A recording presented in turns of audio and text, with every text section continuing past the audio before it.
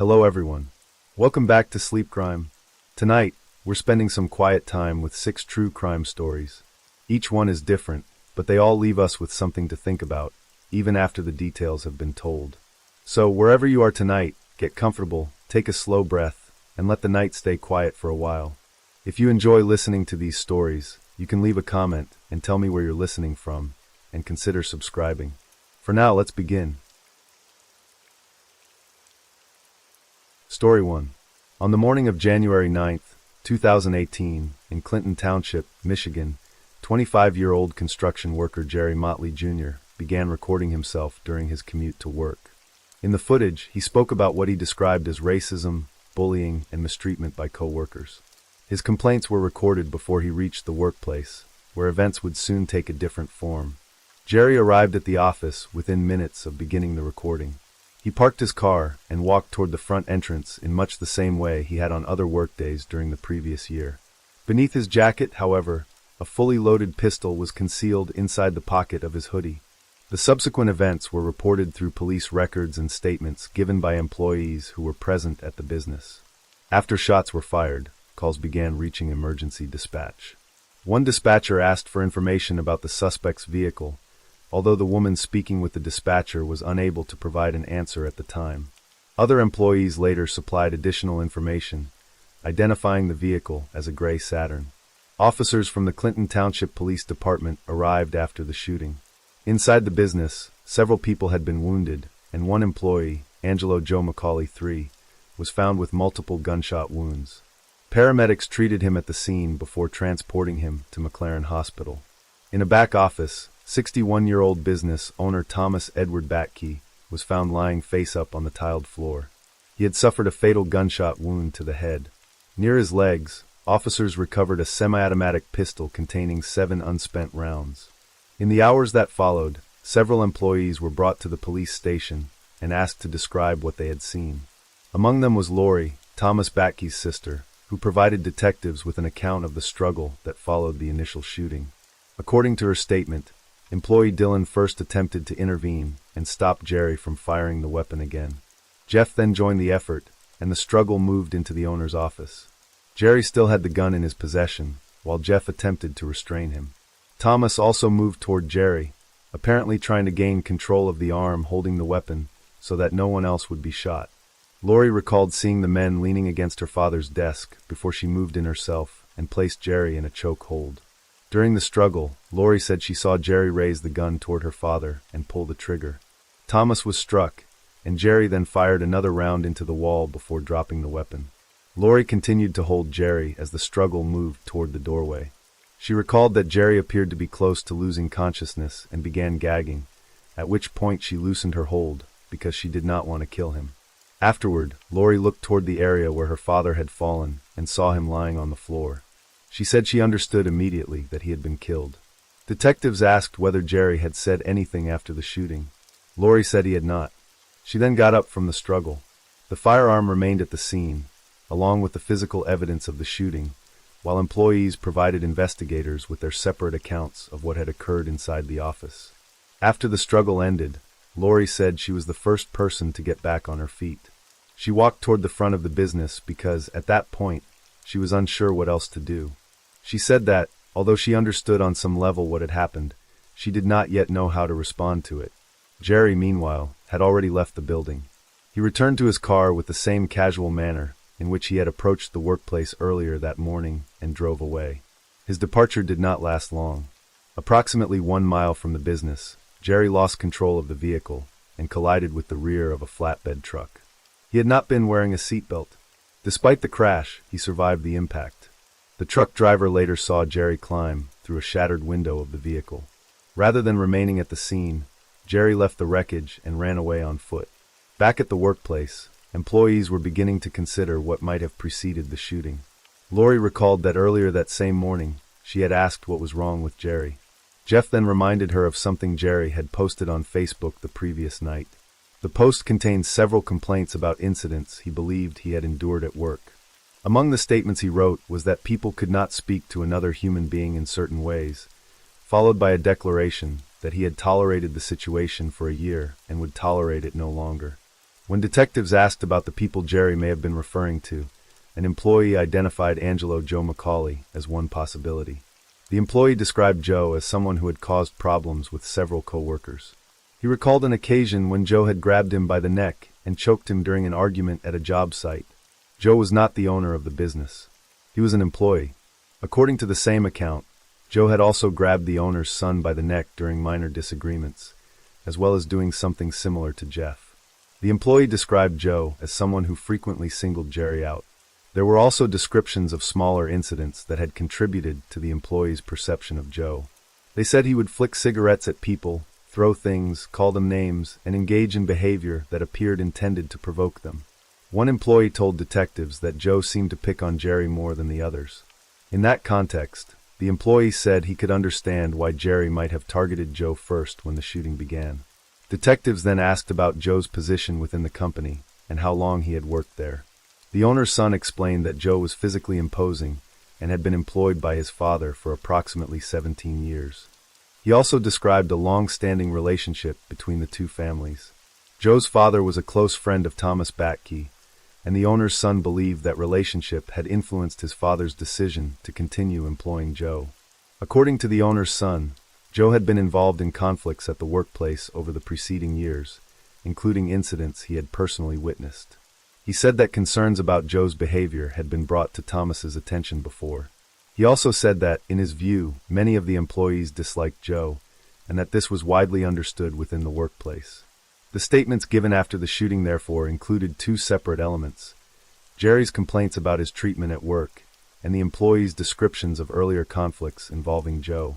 Neither account, by itself, established what Jerry had been thinking when he entered the building that morning, but both became part of the information investigators collected as they reconstructed the events.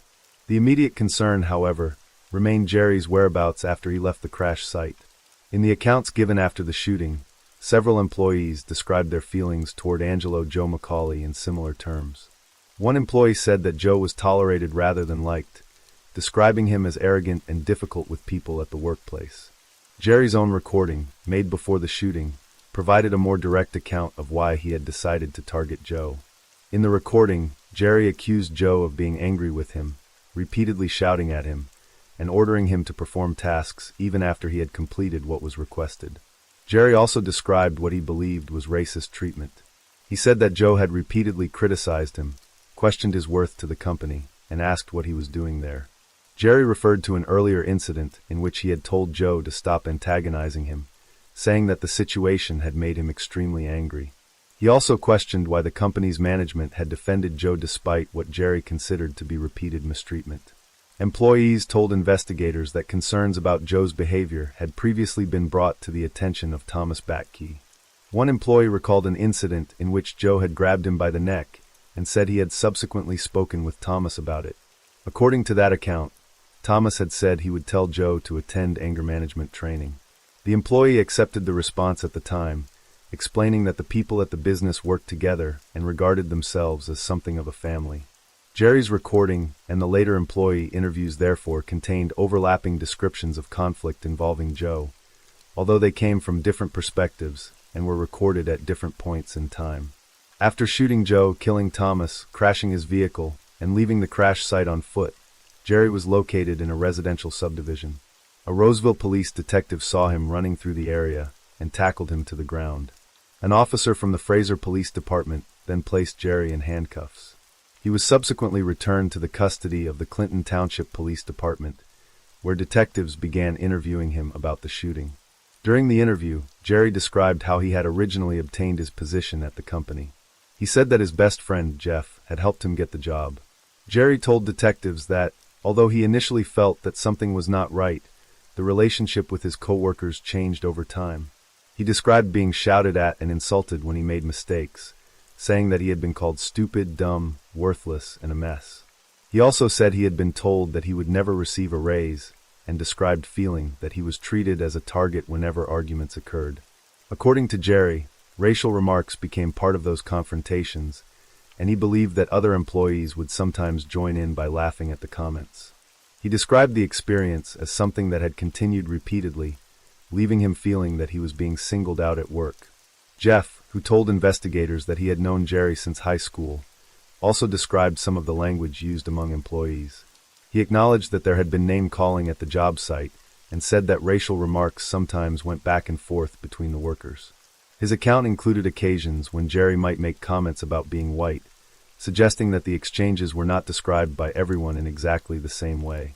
The interviews preserved these differing accounts as investigators worked to establish what had taken place inside the workplace, what had preceded the shooting, and how Jerry had understood his relationships with the people around him. Jeff's account of the workplace suggested that racial comments were sometimes exchanged among the employees, including Jerry. He described the remarks as part of the joking and name-calling that occurred between the men, and said that people would generally respond to one another in the same way. He also described Jerry's relationship with the other workers, saying that Jerry had many white friends and that, when they were younger, he had appeared less affected by some of the comments. Jeff did not describe the exchanges as something that had always been treated seriously within the group. In the recording made before the shooting, however, Jerry spoke directly about Jeff and the way he believed their relationship had changed after he began working at the company. Jerry recalled that Jeff had initially treated him harshly, including an occasion when they were riding together in a company truck and Jeff repeatedly told him that he would never amount to anything. Jerry also remembered a period when his car had broken down and Jeff had driven to pick him up. According to Jerry, Jeff repeatedly complained about having to drive him and questioned when he would have his own car again. Jerry acknowledged that the men at the company regularly joked with one another.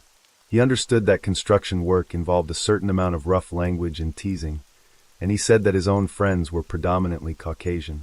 What troubled him, he said, was that he believed the treatment he received at the workplace had gone beyond ordinary joking.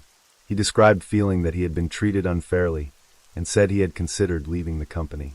In the recording, Jerry said that he had repeatedly asked the people around him to stop. He described feeling that they had ignored those requests and that something about the situation had become increasingly difficult for him to accept. Another source of resentment was the nickname used for him at work, Black Jerry. Dillon told investigators that employees did use the nickname, but said they did not intend it as a racial insult. There were several employees named Jerry, and Dillon explained that the additional description had been used as a way of distinguishing between them.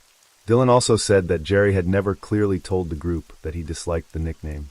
Jerry's account was different. He said he was the only black employee at the workplace and recalled attempting to raise concerns about the way he was being treated with Thomas Batkey.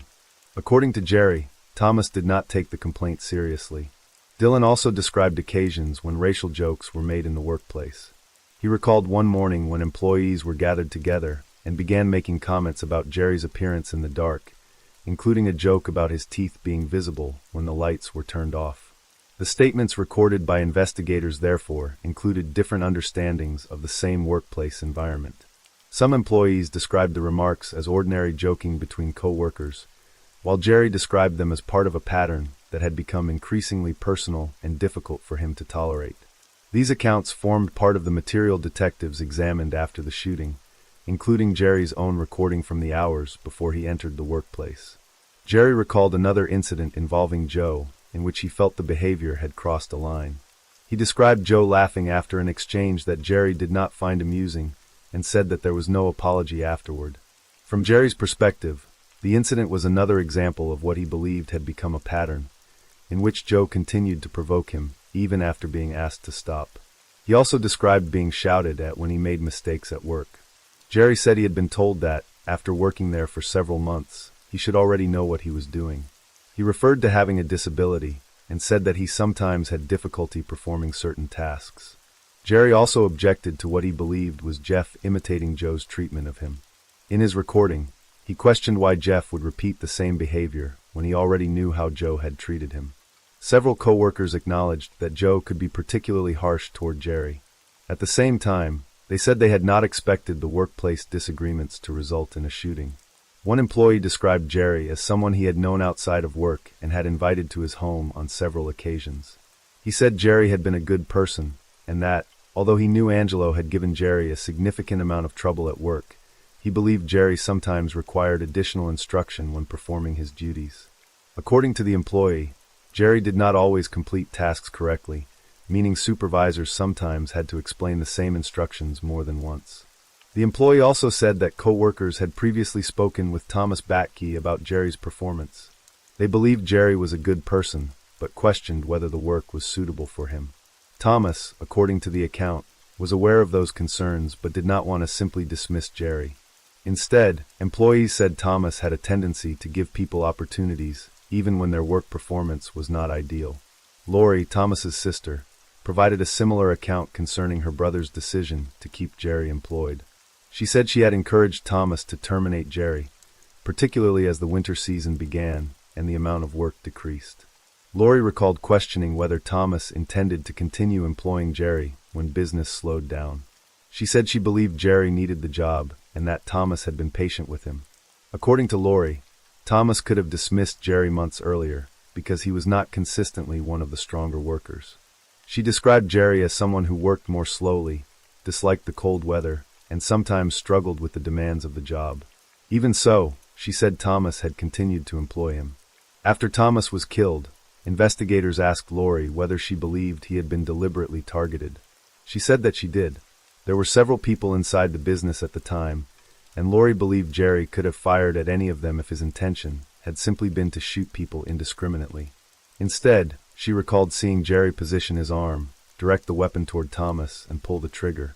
Her account therefore placed Thomas among the people Jerry had specifically confronted during the final moments inside the office, while the earlier interviews had described the longer history of disagreements involving Jerry, Joe, and other employees. During his interview with detectives, Jerry described another incident involving Thomas Batkey. According to Jerry, Thomas had laughed and then asked whether he wanted to hear something funny. Jerry said he told him that he did not. Jerry then recalled Thomas making a racial joke involving a black person and a watermelon. He said Thomas held a watermelon in front of his face while making the remark. Jerry also recalled that, after Thomas left the room, Joe told him not to tell anyone about what happened inside the workplace. Jerry said the exchange stayed with him, particularly because he believed that reporting it would not lead to anything changing. Lori, meanwhile, said she had difficulty understanding why Jerry had shot her father. She described Thomas as someone who had treated Jerry with considerable patience and said she did not believe the shooting had been an impulsive decision. In her account, Jerry was not someone who acted without thinking. She believed he was more likely to plan something before carrying it out, which left her uncertain about what had brought him to the point of entering the workplace with a firearm. Detectives were also interested in determining whether the shooting had been decided upon that morning or whether Jerry had been preparing for it for some time. When asked where he had obtained the gun, Jerry said he had purchased it from a gun shop. He told detectives that he had never fired a pistol before that day and that he had learned how to use it through YouTube. Jerry said he had purchased the firearm approximately 4 months earlier, following an argument with Jeff while the two were returning from a job site. According to Jerry, the argument became heated, with both men shouting. He recalled Jeff telling him that his attitude was unacceptable and saying that he hated him. Jerry said he became emotional during the argument and began crying. He described being angry and unsure of what to do, so he later went to Thomas to discuss what had happened. Jerry said Thomas's response was that he simply needed to listen to Jeff. Jerry explained that his objection was not to following instructions, but to the way he believed Jeff delivered them. He told Thomas that Jeff had been shouting at him and that he had made a mistake once before being yelled at. According to Jerry, Thomas again told him that he needed to listen to Jeff and did not appear to treat the argument as a serious matter. After that conversation, Jerry went to a gun shop. He said he completed the required paperwork and purchased the pistol, describing it as his first firearm purchase. He told detectives that he later brought the gun to work on one occasion. At that stage, according to Jerry's account, the firearm had already entered the workplace before the events of January 9th, although he had not previously fired it. The purchase, the earlier argument with Jeff, and Jerry's descriptions of his treatment at work were among the details detectives considered while establishing how long the firearm had been in his possession and what had occurred before the shooting. Jerry told detectives that, despite everything he had described about the workplace, he had previously decided against taking action because he believed circumstances might eventually change. He said he had considered waiting to see whether the situation improved, even though he felt he had been treated unfairly. He recalled being subjected to statements that he believed blamed black people for various problems and described being told that he would never amount to anything and that he was worthless. In his account, These comments contributed to his belief that the treatment he received at work had become intolerable. During the interview, detectives asked what Jerry believed would have happened if his plan had proceeded exactly as intended. Jerry said he expected that he would probably have been shot and killed at the work site. He then clarified that his plan involved killing the other people there, with one exception. His best friend, Jeff, was treated differently in the plan. Jerry said he intended to shoot Jeff in both legs, with the stated intention of permanently preventing him from walking, rather than killing him. Detectives asked whether Jerry had intended to kill everyone else at the workplace. He confirmed that he had. By the time he was questioned, Jerry acknowledged that what he had done was wrong. When detectives asked whether he understood that taking a human life was wrong, he said that he did. They also confronted him with the specific actions he had taken, noting that Thomas had been shot in the head and that Jerry had fired twice at Joe with the intention of killing him. Jerry confirmed that this had been his intention. When asked what had been going through his mind during the shooting, Jerry described his focus as being on Joe first, and then on the other people inside the workplace. The sequence ended before that larger plan could be carried out. Employees intervened, Jerry was physically restrained, and the firearm was taken from him. Thomas Batkey was the only person who died in the shooting. Lori later described aspects of Thomas's life outside the workplace. She said that he cared for his wife, who used a wheelchair and was suffering from advanced stage 4 cancer. For Lori, the possibility that someone would bring a firearm into the business and shoot another person had never been something she expected, and she said that her brother was the last person she would have imagined becoming a victim of such an act. During his interview, Jerry was asked whether he felt remorse. He said that he believed the full weight of what had happened might affect him later, but at that moment he could only acknowledge that it had happened and that he could no longer change it. He also said that he wanted to cry because he believed the situation could have ended differently. At the same time, he acknowledged that the decision had been his. Jerry told detectives that he understood he would have to live with the consequences of that decision and anticipated spending a very long time in prison. When asked whether he believed he should be forgiven, he answered no. When detectives asked what he believed should happen to him, Jerry gave a brief answer. He should be buried, or he should be locked away and left to serve his sentence. The case subsequently proceeded through the court system. According to court records, Jerry Motley Jr. was charged with homicide, first-degree murder under multiple theories, assault with intent to murder, carrying a weapon with unlawful intent, and 2 counts of felony firearm. A jury ultimately found him guilty on all counts. On August 7, 2025, Jerry Motley Jr. received a cumulative sentence of life imprisonment without the possibility of parole. The court record brought the case to its final documented outcome, with the shooting, the subsequent investigation, the recorded interviews, and the conviction forming the sequence preserved in the case materials.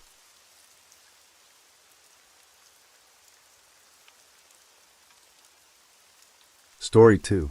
At approximately 3:20 p.m. on June 14, 2023, emergency dispatchers in Cleveland, Ohio, received a 911 call concerning a 3-year-old child who was not responding.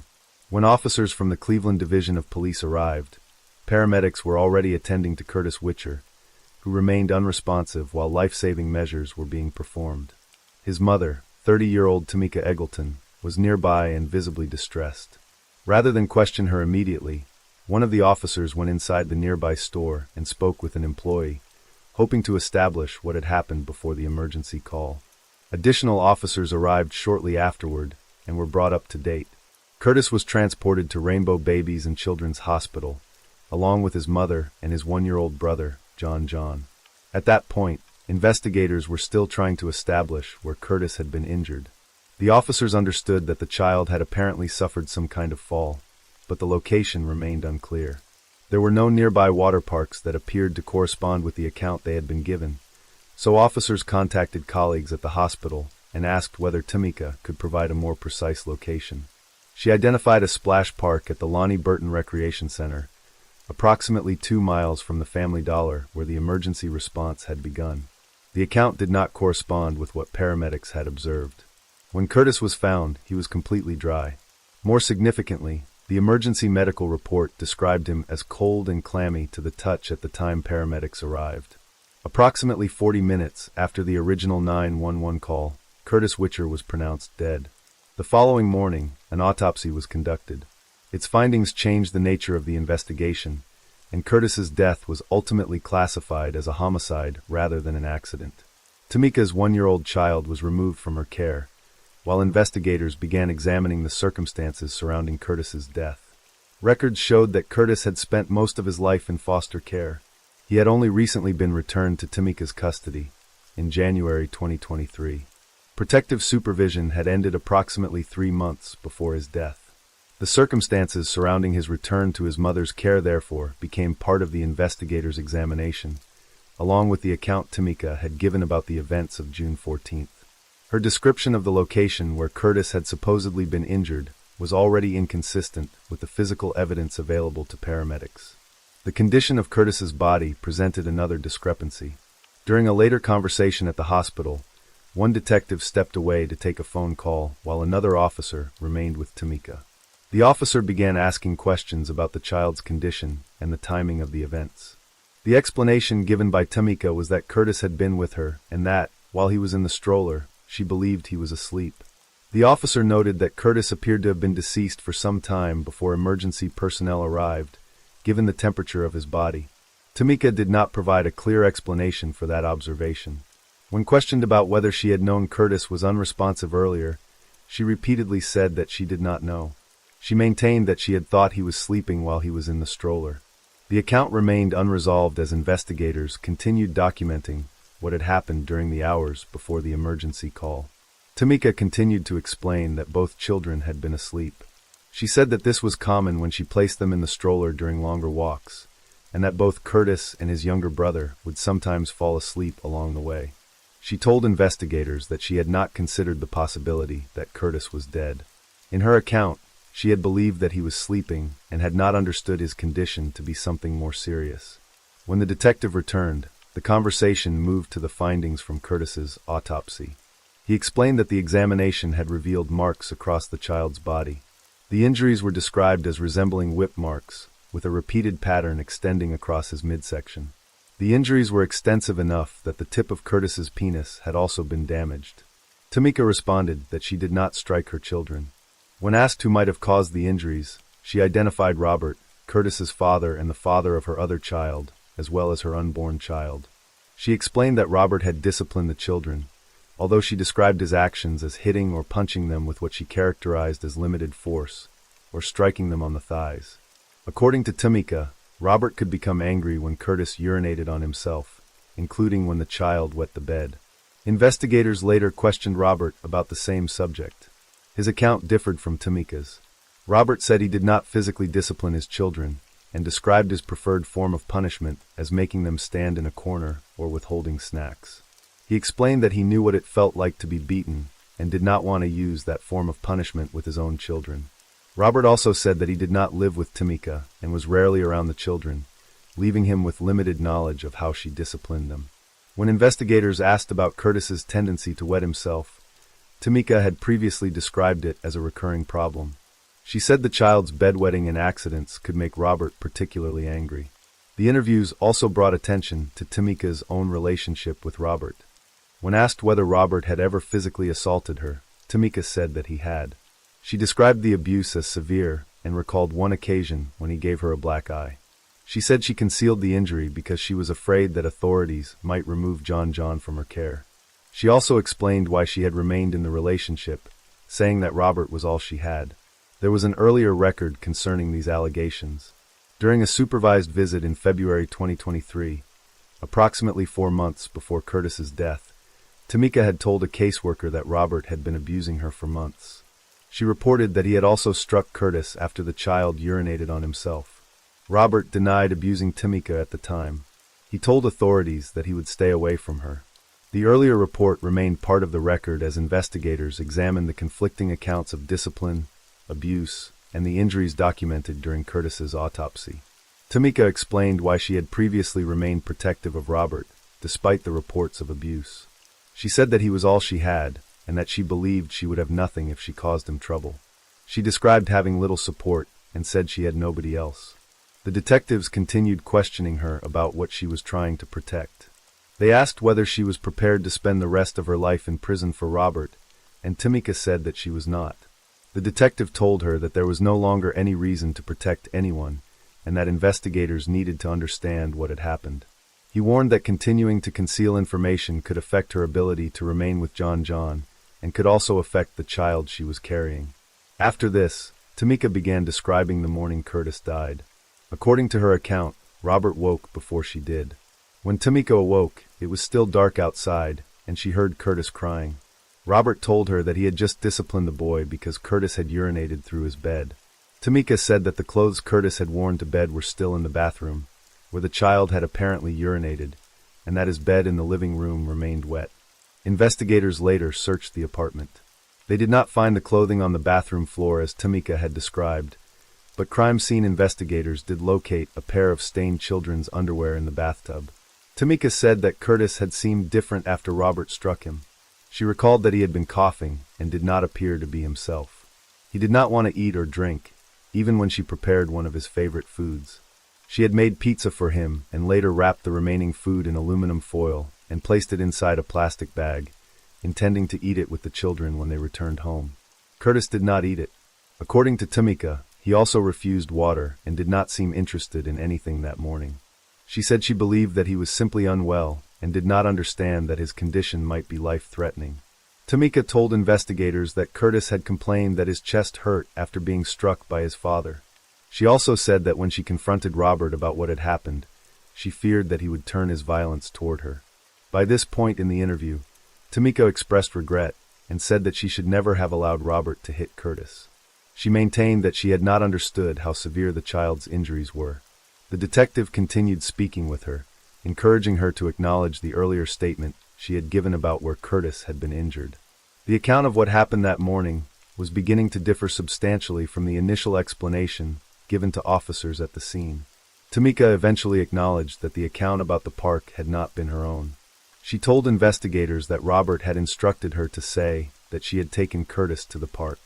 When asked why he would have wanted her to give that explanation, she said they had only recently regained custody of the children and did not want to lose them again. The concern, she explained, was child services. Tamika said Robert was not supposed to be around the children at all. According to her, authorities had previously prohibited him from being around them because of his alleged violence toward her. She nevertheless continued allowing him to see the children because he was their father. At that point, Robert had not yet been told about Tamika's allegations against him. During his interview, he acknowledged that he had spent the night with Tamika on the evening before Curtis died, despite previously telling authorities that he would stay away from her. Robert maintained, however, that Curtis had been fine when he left the apartment early the following morning to go to work. He said he remained at work throughout the day and learned about Curtis's death only when he received the news by telephone. Investigators nevertheless proceeded on the information Tamika had provided. Robert was taken into custody while they continued attempting to establish what had occurred. When he was told that he would be held overnight while investigators verified the accounts they had received, Robert became emotional. He repeatedly said that he loved Curtis and referred to him as his little man. His sister entered the room and remained with him as detectives explained the reason for his detention. The investigators told her that Curtis had suffered extensive injuries and that bruising had been documented across his body. They also discussed the concerns surrounding the child's difficulties with toileting and the allegations that Robert had been asked to discipline him. Robert's sister expressed her own doubts about the account. She said that the family believed in disciplining children, but not to the extent investigators were describing. Robert maintained that he had not physically abused Curtis and continued to speak about his relationship with his son. He also said that he had not known why Curtis had originally been placed in foster care. Police records provided a different account of the circumstances surrounding the child's removal. According to those records, Curtis had been taken into foster care when he was an infant because neither parent was able to provide stable housing. Records concerning Tamika also documented mental health issues that authorities stated interfered with her ability to provide adequate care for the children. Further records indicated that Tamika had previously lost custody of several of her children, with John being the child who remained in her care at that time. During the investigation, another part of her family history was also mentioned. Tamika said that she had previously had another child who had died and was buried in Georgia. These records and statements became part of the larger case file as investigators continued examining the circumstances that had preceded Curtis's death and the conflicting accounts surrounding his final mourning. The family did not have a name for the child Tamika said had previously died. According to Robert's sister, Tamika had only mentioned that she had another child who had died and was buried in Georgia, and that she was uncertain whether Curtis should be buried or cremated. The family had not previously known about that birth. Tamika had 2 daughters and another son. Curtis, meanwhile, had spent most of his early life with his foster family.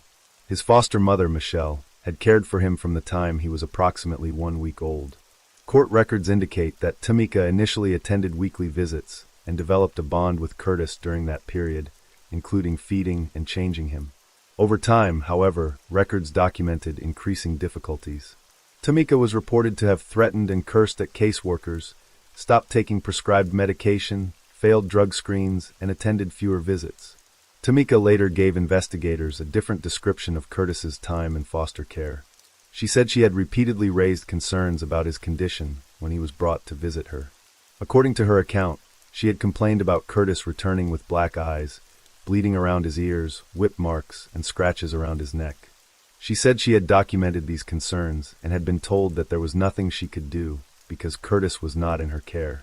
The records reviewed by investigators did not support that account. There were documented concerns about Curtis's welfare while he was in foster care, but those concerns were raised by members of his foster family rather than by Tamika. One report noted that Tamika had been permitted overnight visits, after which Curtis sometimes returned wearing the same clothing, with the clothing soaked in urine. The records did not contain complaints against the foster family concerning black eyes, welts, scratches, or bleeding while Curtis was in their care. The investigation also brought attention to Tamika's previous contact with law enforcement. Her documented arrest history included domestic violence, grand theft auto, resisting arrest, contempt of court, assault, and aggravated menacing. Records also showed a history of incomplete drug screens and missed counseling requirements. Despite those documented issues, Curtis was returned to Tamika's full custody in January 2023. Judge Allison Floyd terminated protective supervision and ordered that the child return to his mother's care. The court order stated that returning Curtis to Tamika Eggleton's home would not be contrary to the child's best interest. 3 months later, Curtis was dead. The medical examination provided further information about the injuries. The medical examiner documented extensive bruising, including injuries around Curtis's neck and midsection, as well as evidence of blunt force trauma. The fatal injury was identified as a laceration to the child's heart. According to the medical examiner, the injury was consistent with the heart being struck by a hard object or force. The injury was considered immediately fatal. This finding became significant when investigators considered Tamika's original account of the morning. She had initially said that Curtis was placed in the stroller and that she walked with the children to the plaza. According to the version she first provided, she only realized that something was wrong after reaching the plaza and turning around to see that Curtis was unresponsive. Robert's sister considered that account difficult to reconcile with the medical findings and the condition in which Curtis had been found. The sequence remained part of the investigation as detectives continued comparing the statements given by Tamika, Robert, and the other people connected to Curtis's care. Robert's sister said Tamika had never provided a name for the child she said had previously died. She had only mentioned that she had one child with her and another who had already been buried in Georgia, adding that she did not know whether she wanted Curtis to be buried or cremated. According to the sister, the family had not even known about the earlier birth. Tamika had 2 daughters and another son. Curtis had spent most of his childhood outside his mother's home. His foster mother, Michelle, had cared for him from the time he was approximately 1 week old. Court records indicate that Tamika initially attended weekly visits, developed a bond with Curtis, and took part in ordinary caregiving during those visits, including feeding and changing him. The records later documented a change in that relationship. Tamika was reported to have threatened and cursed at caseworkers, refused to take her medication, failed drug screens, and gradually attended fewer visits. Tamika subsequently described concerns of her own regarding Curtis's condition while he was in foster care. She told investigators that she had complained after Curtis allegedly arrived for visits with black eyes, bleeding around his ears, marks she described as whip injuries, and scratches around his neck. She said she had kept paperwork documenting those complaints and had been told there was little she could do because Curtis was not in her custody. The available records did not support that description.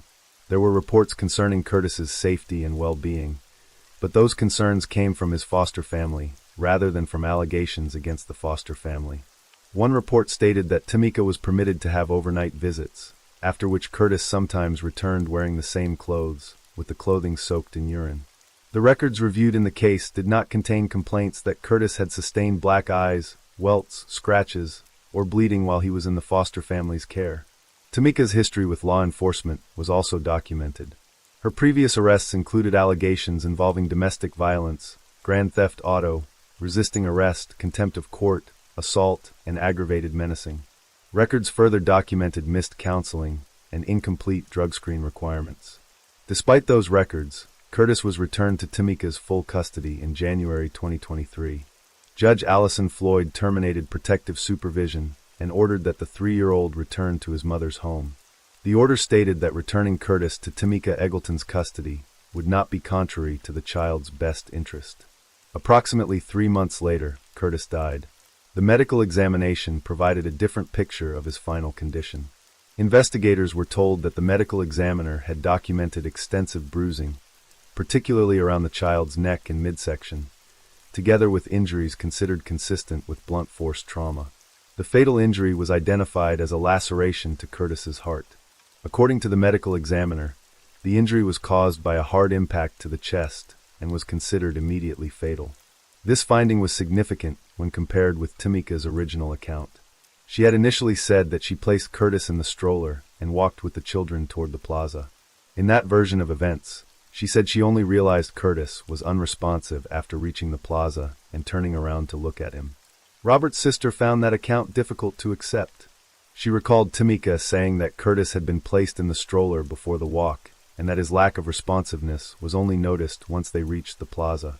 The timing of Curtis's death, the severity of the injuries documented during the examination, and the changing descriptions of what happened before the emergency call remained among the details investigators continued to compare as the case developed. The earlier accounts would later have to be considered alongside the physical evidence recovered from the apartment and the statements given during the interviews. At the Family Dollar, bystanders quickly removed Curtis from the stroller and placed him on the curb, where they began performing CPR. Tamika was nearby and, according to witnesses, began jumping up and down in what appeared to be a sudden state of panic. The store manager later described the scene as unusual. In her recollection, Tamika did not appear to be behaving as the manager would have expected from a mother whose child had just died. The manager also recalled that, when the family was later asked about arrangements and services, Tamika was walking around normally and did not appear visibly affected by what had occurred. At that stage of the investigation, however, detectives were still working with the allegations Tamika had made against Robert. Because those allegations had not yet been resolved, Robert remained in custody overnight while investigators attempted to establish what had happened. During that time, Robert was given an opportunity to speak with his daughter by telephone. He explained that he would not be able to pick her up that evening and told her that she would stay with her aunt instead. He assured her that he expected to be home the following day. He then spoke with the mother of his daughter.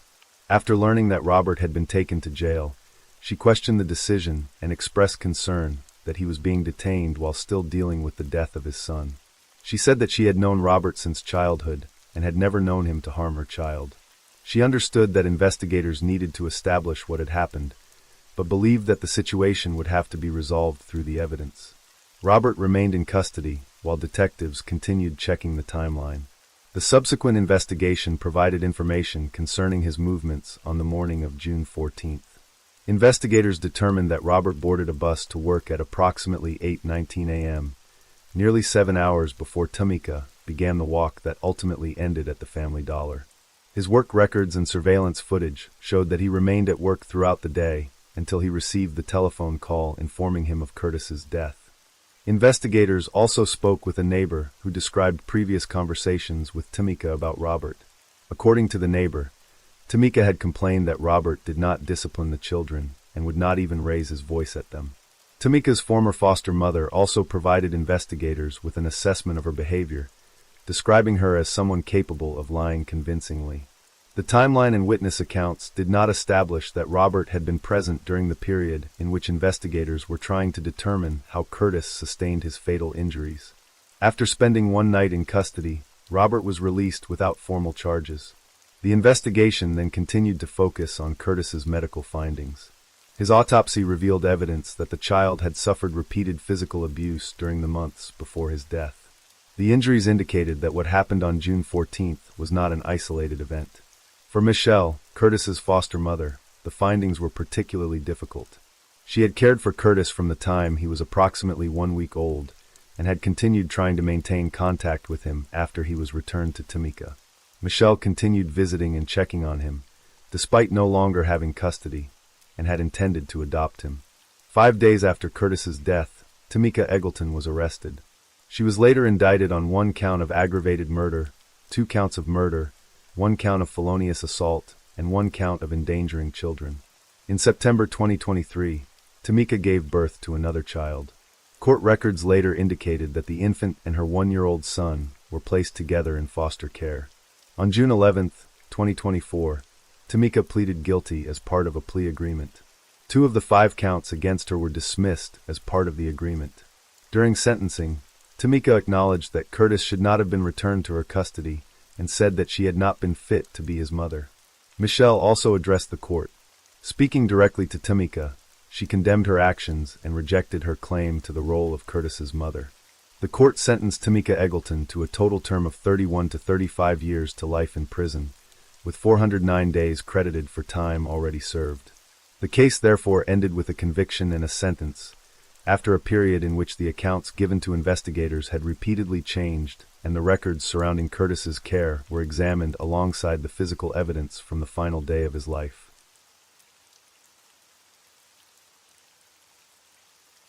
Story 3. In Albany, Georgia, the attention surrounding a high school cheerleading coach began with a photograph that appeared online in December 2023. The image showed 31-year-old Adriana Cobb Williams kissing a 17-year-old student. Once the photograph began circulating, questions about the nature of their relationship quickly followed, and investigators with the Dougherty County School System Police Department began documenting what could be established about the circumstances surrounding it. The photograph itself did not come with a confirmed date. During questioning, the student said he could not remember exactly when it had been taken. Investigators, however, were able to compare the circumstances described by those involved with material posted online. One detail came from Mrs. Williams' TikTok account. On November 24th, she had posted videos from a visit to Home Depot, where she was shopping for Christmas trees. That placed the visit approximately 3 weeks before the photograph came to the attention of police. When asked about the meeting, Mrs. Williams described the interaction in relatively ordinary terms. She said that she and the student had walked through the store together and talked. She also acknowledged that they had what she described as a close relationship. According to her account, the two took photographs of themselves while they were inside the store. At some point, the student leaned in to kiss her. She told investigators that she did not push him away or stop him. The distinction became important during the interview because investigators wanted to understand what the photograph actually represented. Mrs. Williams did not describe it as a simple gesture or a staged moment for the camera. She acknowledged that it was a kiss, although she said her mouth was closed. When asked whether she had taken the photograph herself, she confirmed that they had been taking selfies. Mrs. Williams also told investigators that she was not the student's teacher. She said she knew him through one of her cheerleaders and maintained that this was how the relationship between them had developed. The photograph had apparently been circulating for some time before it reached investigators, and attention eventually turned toward the question of who had released it. Mrs. Williams suggested that someone connected with her cheerleading program may have been responsible. She said there had been a cheer manager who had possessed the photograph for a considerable period and who, in her view, had been upset with her. That remained part of the account investigators had to consider as they continued documenting the circumstances surrounding the photograph. The questions became more direct as the interview continued, particularly when investigators asked about the nature and extent of the contact between Mrs. Williams and the student. She acknowledged that they had kissed more than once, estimating that it had happened approximately 5 times. She was also asked whether there had been anything more intimate between them. Her response was limited to acknowledging an intimate kiss. The investigation therefore centered on a series of relatively specific facts: a photograph taken at an undetermined time, a documented Home Depot visit in November, a 17-year-old student, a 31-year-old coach and teacher, and Mrs. Williams' own description of the relationship between them. The photograph had brought the matter to public attention, but the records surrounding it would eventually extend beyond the image itself. The question of how the photograph had been preserved led to another clarification. Mrs. Williams told investigators that she had not kept a copy of the image in the way they were suggesting. According to her account, she had taken the original photograph herself, while the version that later circulated appeared to have been captured from the photograph displayed on her personal iPad. She believed the second image had been taken by the cheer manager she had previously mentioned. The circumstances surrounding the Home Depot visit, however, were less consistent. The student initially told investigators that he had been at Home Depot with a friend who was looking for a Christmas tree, and that he encountered Mrs. Williams there. Mrs. Williams had given a similar account when describing the meeting, saying that they saw each other inside the store. During questioning, she was asked more directly whether she had picked him up and brought him to Home Depot. She acknowledged that she had. Mrs. Williams explained that she had spoken with his mother because she needed help collecting some items from the store. The student's mother was aware that he intended to accompany Mrs. Williams. Messages recovered by investigators provided additional context. In one exchange, the student asked his mother whether he could go with Coach Williams. When his mother asked where they were going, he replied that they were going to get a Christmas tree for her house. His mother agreed. Other messages documented plans for the two to meet outside of school, adding information to the timeline that had not appeared in the initial descriptions of the Home Depot encounter. During the interview, the student's mother emphasized that he needed to be truthful about what had happened. She told him that the allegation was serious, and that he could not simply provide a story that was different from what he knew to be true. After being asked whether he wanted to begin again, the student agreed. He then described how his relationship with Mrs. Williams had developed. According to him, their contact had begun at school. He recalled an interaction involving snacks, saying that she had asked what kind he liked and later bought them for him. They also began speaking by telephone. He told investigators that, over time, they believed they had developed feelings for each other. Those conversations eventually included discussions of sexual subjects, although he said that the acts discussed had never actually taken place. Investigators later recovered photographs showing FaceTime conversations between the two. In at least one of those images, the student appeared without a shirt. The questioning continued, with investigators asking whether there had been other physical contact beyond what had already been described. The student initially gave uncertain answers. When asked again how many times he had kissed Mrs. Williams, he eventually estimated that it had happened 5 times. The interviews continued to focus on where those encounters had taken place and what had occurred during them, while investigators compared the statements with the photographs, messages, and other material they had recovered. The student's account placed the beginning of one of the meetings somewhere outside school. When investigators asked whether he had left school with Mrs. Williams, he said he had not. Instead, he explained that she had come to his home to pick him up. She was driving her own car, he said, the same vehicle he had previously driven. The questions then turned toward an allegation that was more difficult to establish. When asked whether he had been intimate with Mrs. Williams, the student initially struggled to answer. He eventually described an encounter involving sexual contact, although he could not provide investigators with a precise date. Mrs. Williams gave a different account. When asked directly whether she had ever been intimate with the student, she acknowledged that they had shared what she called an intimate kiss. She denied that anything beyond that had occurred, while acknowledging that they had discussed sexual matters. Investigators also spoke with a friend of the student. According to police records, the witness described an incident involving Mrs. Williams' vehicle and a missed school bus. The witness said that he and the student had taken the vehicle to Wendy's to get food before they were supposed to travel to a basketball game. The bus was missed, and Mrs. Williams subsequently called the student's phone. Because the phone was connected to the vehicle's Bluetooth system, the conversation could be heard inside the car. According to the witness, the student asked Mrs. Williams about performing a sexual act. When investigators later presented this account to Mrs. Williams, she said she did not remember the conversation. She was asked whether she recalled calling the student's phone after he missed the bus to St. Greg's, and whether he had made a particular request during that conversation. She said she did not. Investigators then asked whether she would be surprised if the conversation had been recorded. Mrs. Williams remained uncertain and continued to say that she had no recollection of the exchange. The police records described the conversation as something overheard by the witness, rather than confirming that an actual recording had been recovered. The student's own account was different. When asked where the alleged sexual encounter had occurred, he placed it inside Mrs. Williams' car. He described a location behind a building identified as a Marathon gas station. The investigator asked whether alcohol had been involved. The student said no. He was also asked whether he had been taking medication that might have affected his memory, and he again said no. When asked why he might not remember certain details, he did not provide a specific explanation. The timing remained uncertain. When investigators asked for a particular date, the student could only place the encounter sometime in November. The differing accounts left investigators with several points to compare. The student's description of being picked up from his home, the witness account concerning the missed bus and the telephone conversation, Mrs. Williams' denial of remembering that exchange, and the student's allegation that a sexual encounter had taken place inside her vehicle.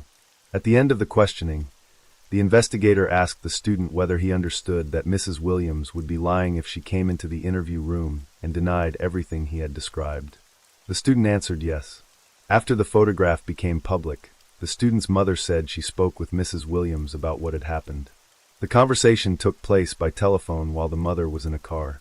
At that point, she said she knew about the photograph, but not about the other allegations that would later emerge. According to the mother, Mrs. Williams told her that what had happened was her fault and assured her that there had been nothing more to the relationship. The mother told investigators that she objected to any suggestion that the incident should be presented as though her son had initiated an inappropriate relationship with an adult. She wanted the circumstances to be described accurately and did not want responsibility placed on the teenager. She also said that she had not known about any sexual contact or sexual discussions between the two. When her son had previously asked whether he could accompany Coach Williams to help her find a Christmas tree, she had understood the request in ordinary terms. She said that seeing the photograph on social media changed that understanding.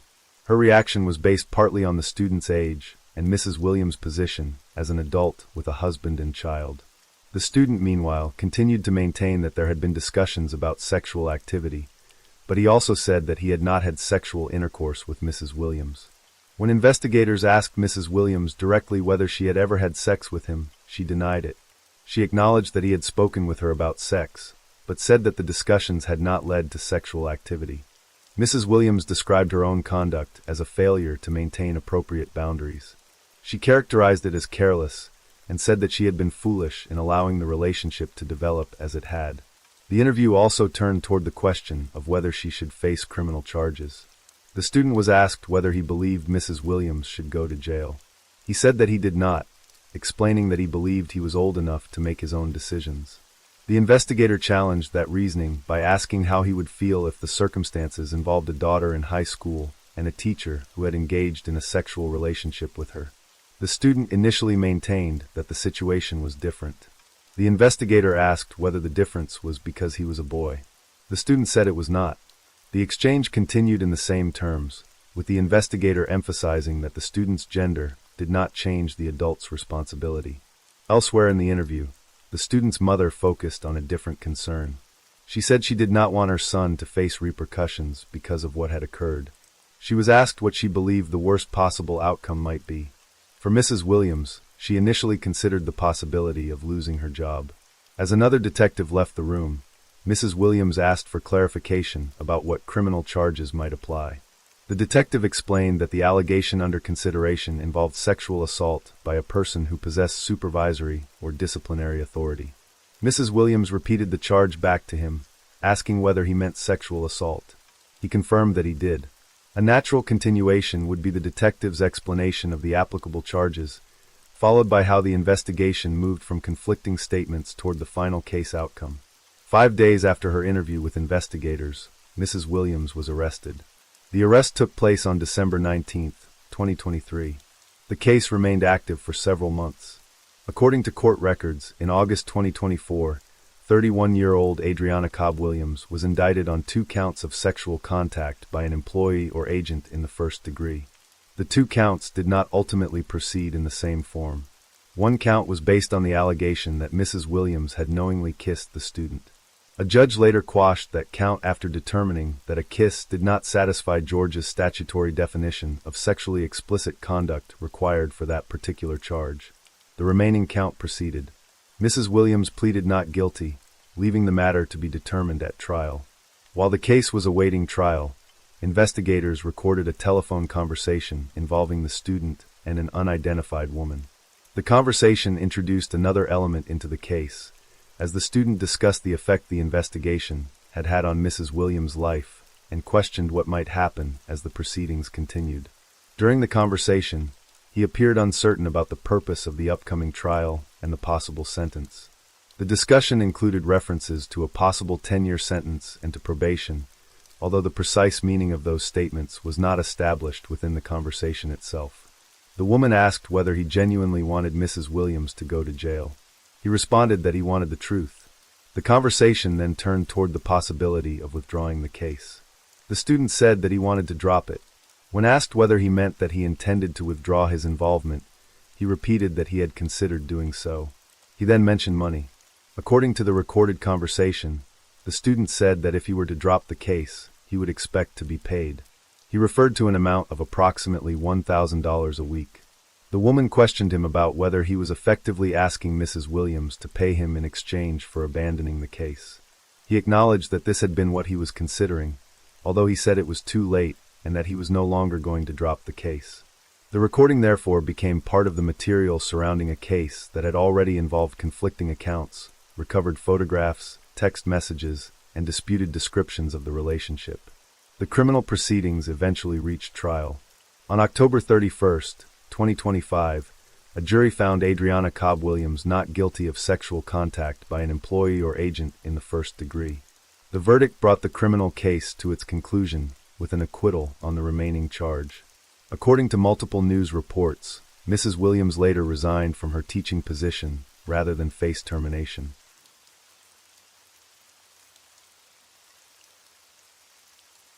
Story 4.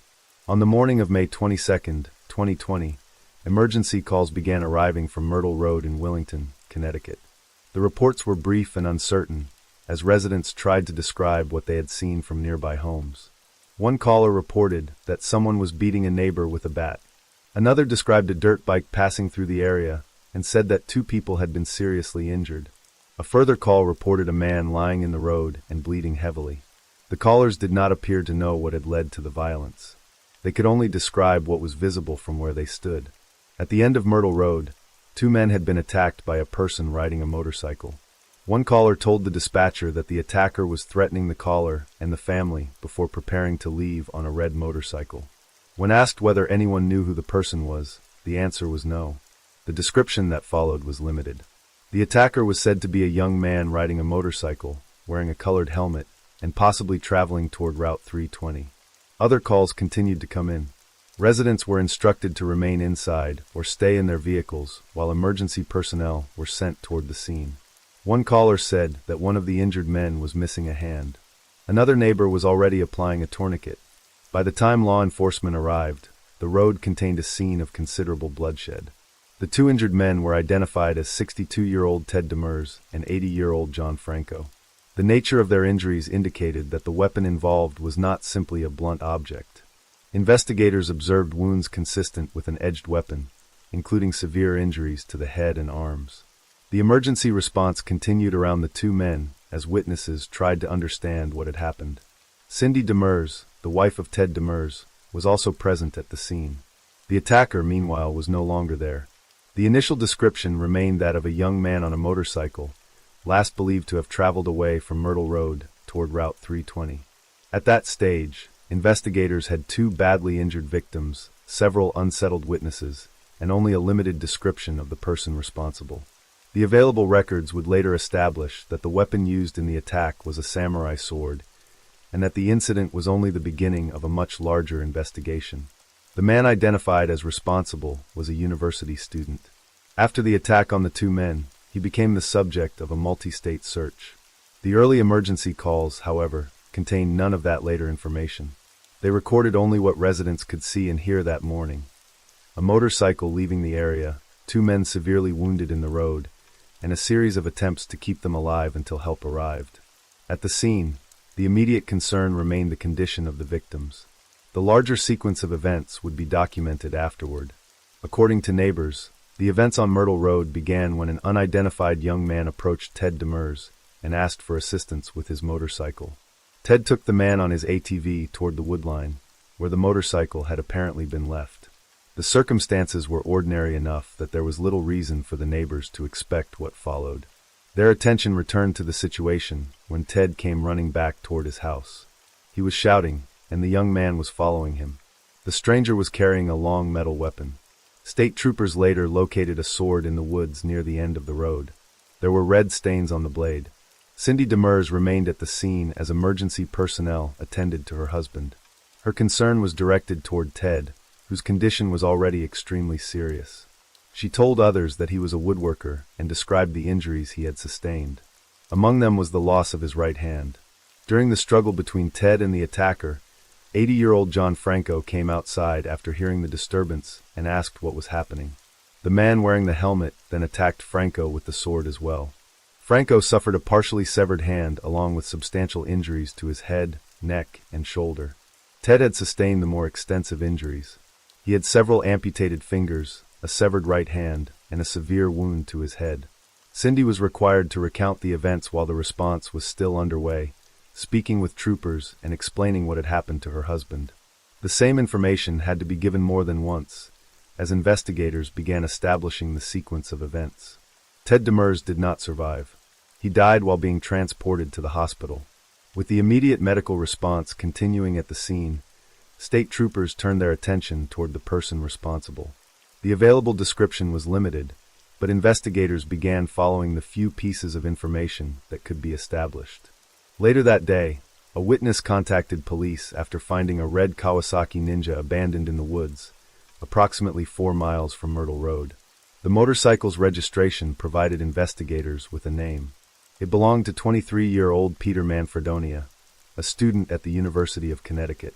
At that point, investigators still did not know why Manfredonia had gone to Myrtle Road or what had preceded the attack. They began speaking with people who knew him, including members of his family. His family described him as someone who had experienced depression and whom they believed might have undiagnosed bipolar disorder.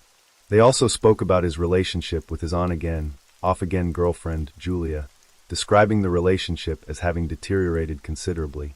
None of this, by itself, established what had brought Manfredonia to Myrtle Road. The investigation was still developing when another incident occurred. 2 days after the attack, police located an abandoned white pickup truck near the entrance to a state park. Investigators traced the vehicle to an address in Willington. When state police arrived at the property, they began calling toward the house. They identified themselves and ordered anyone inside to come out with their hands raised.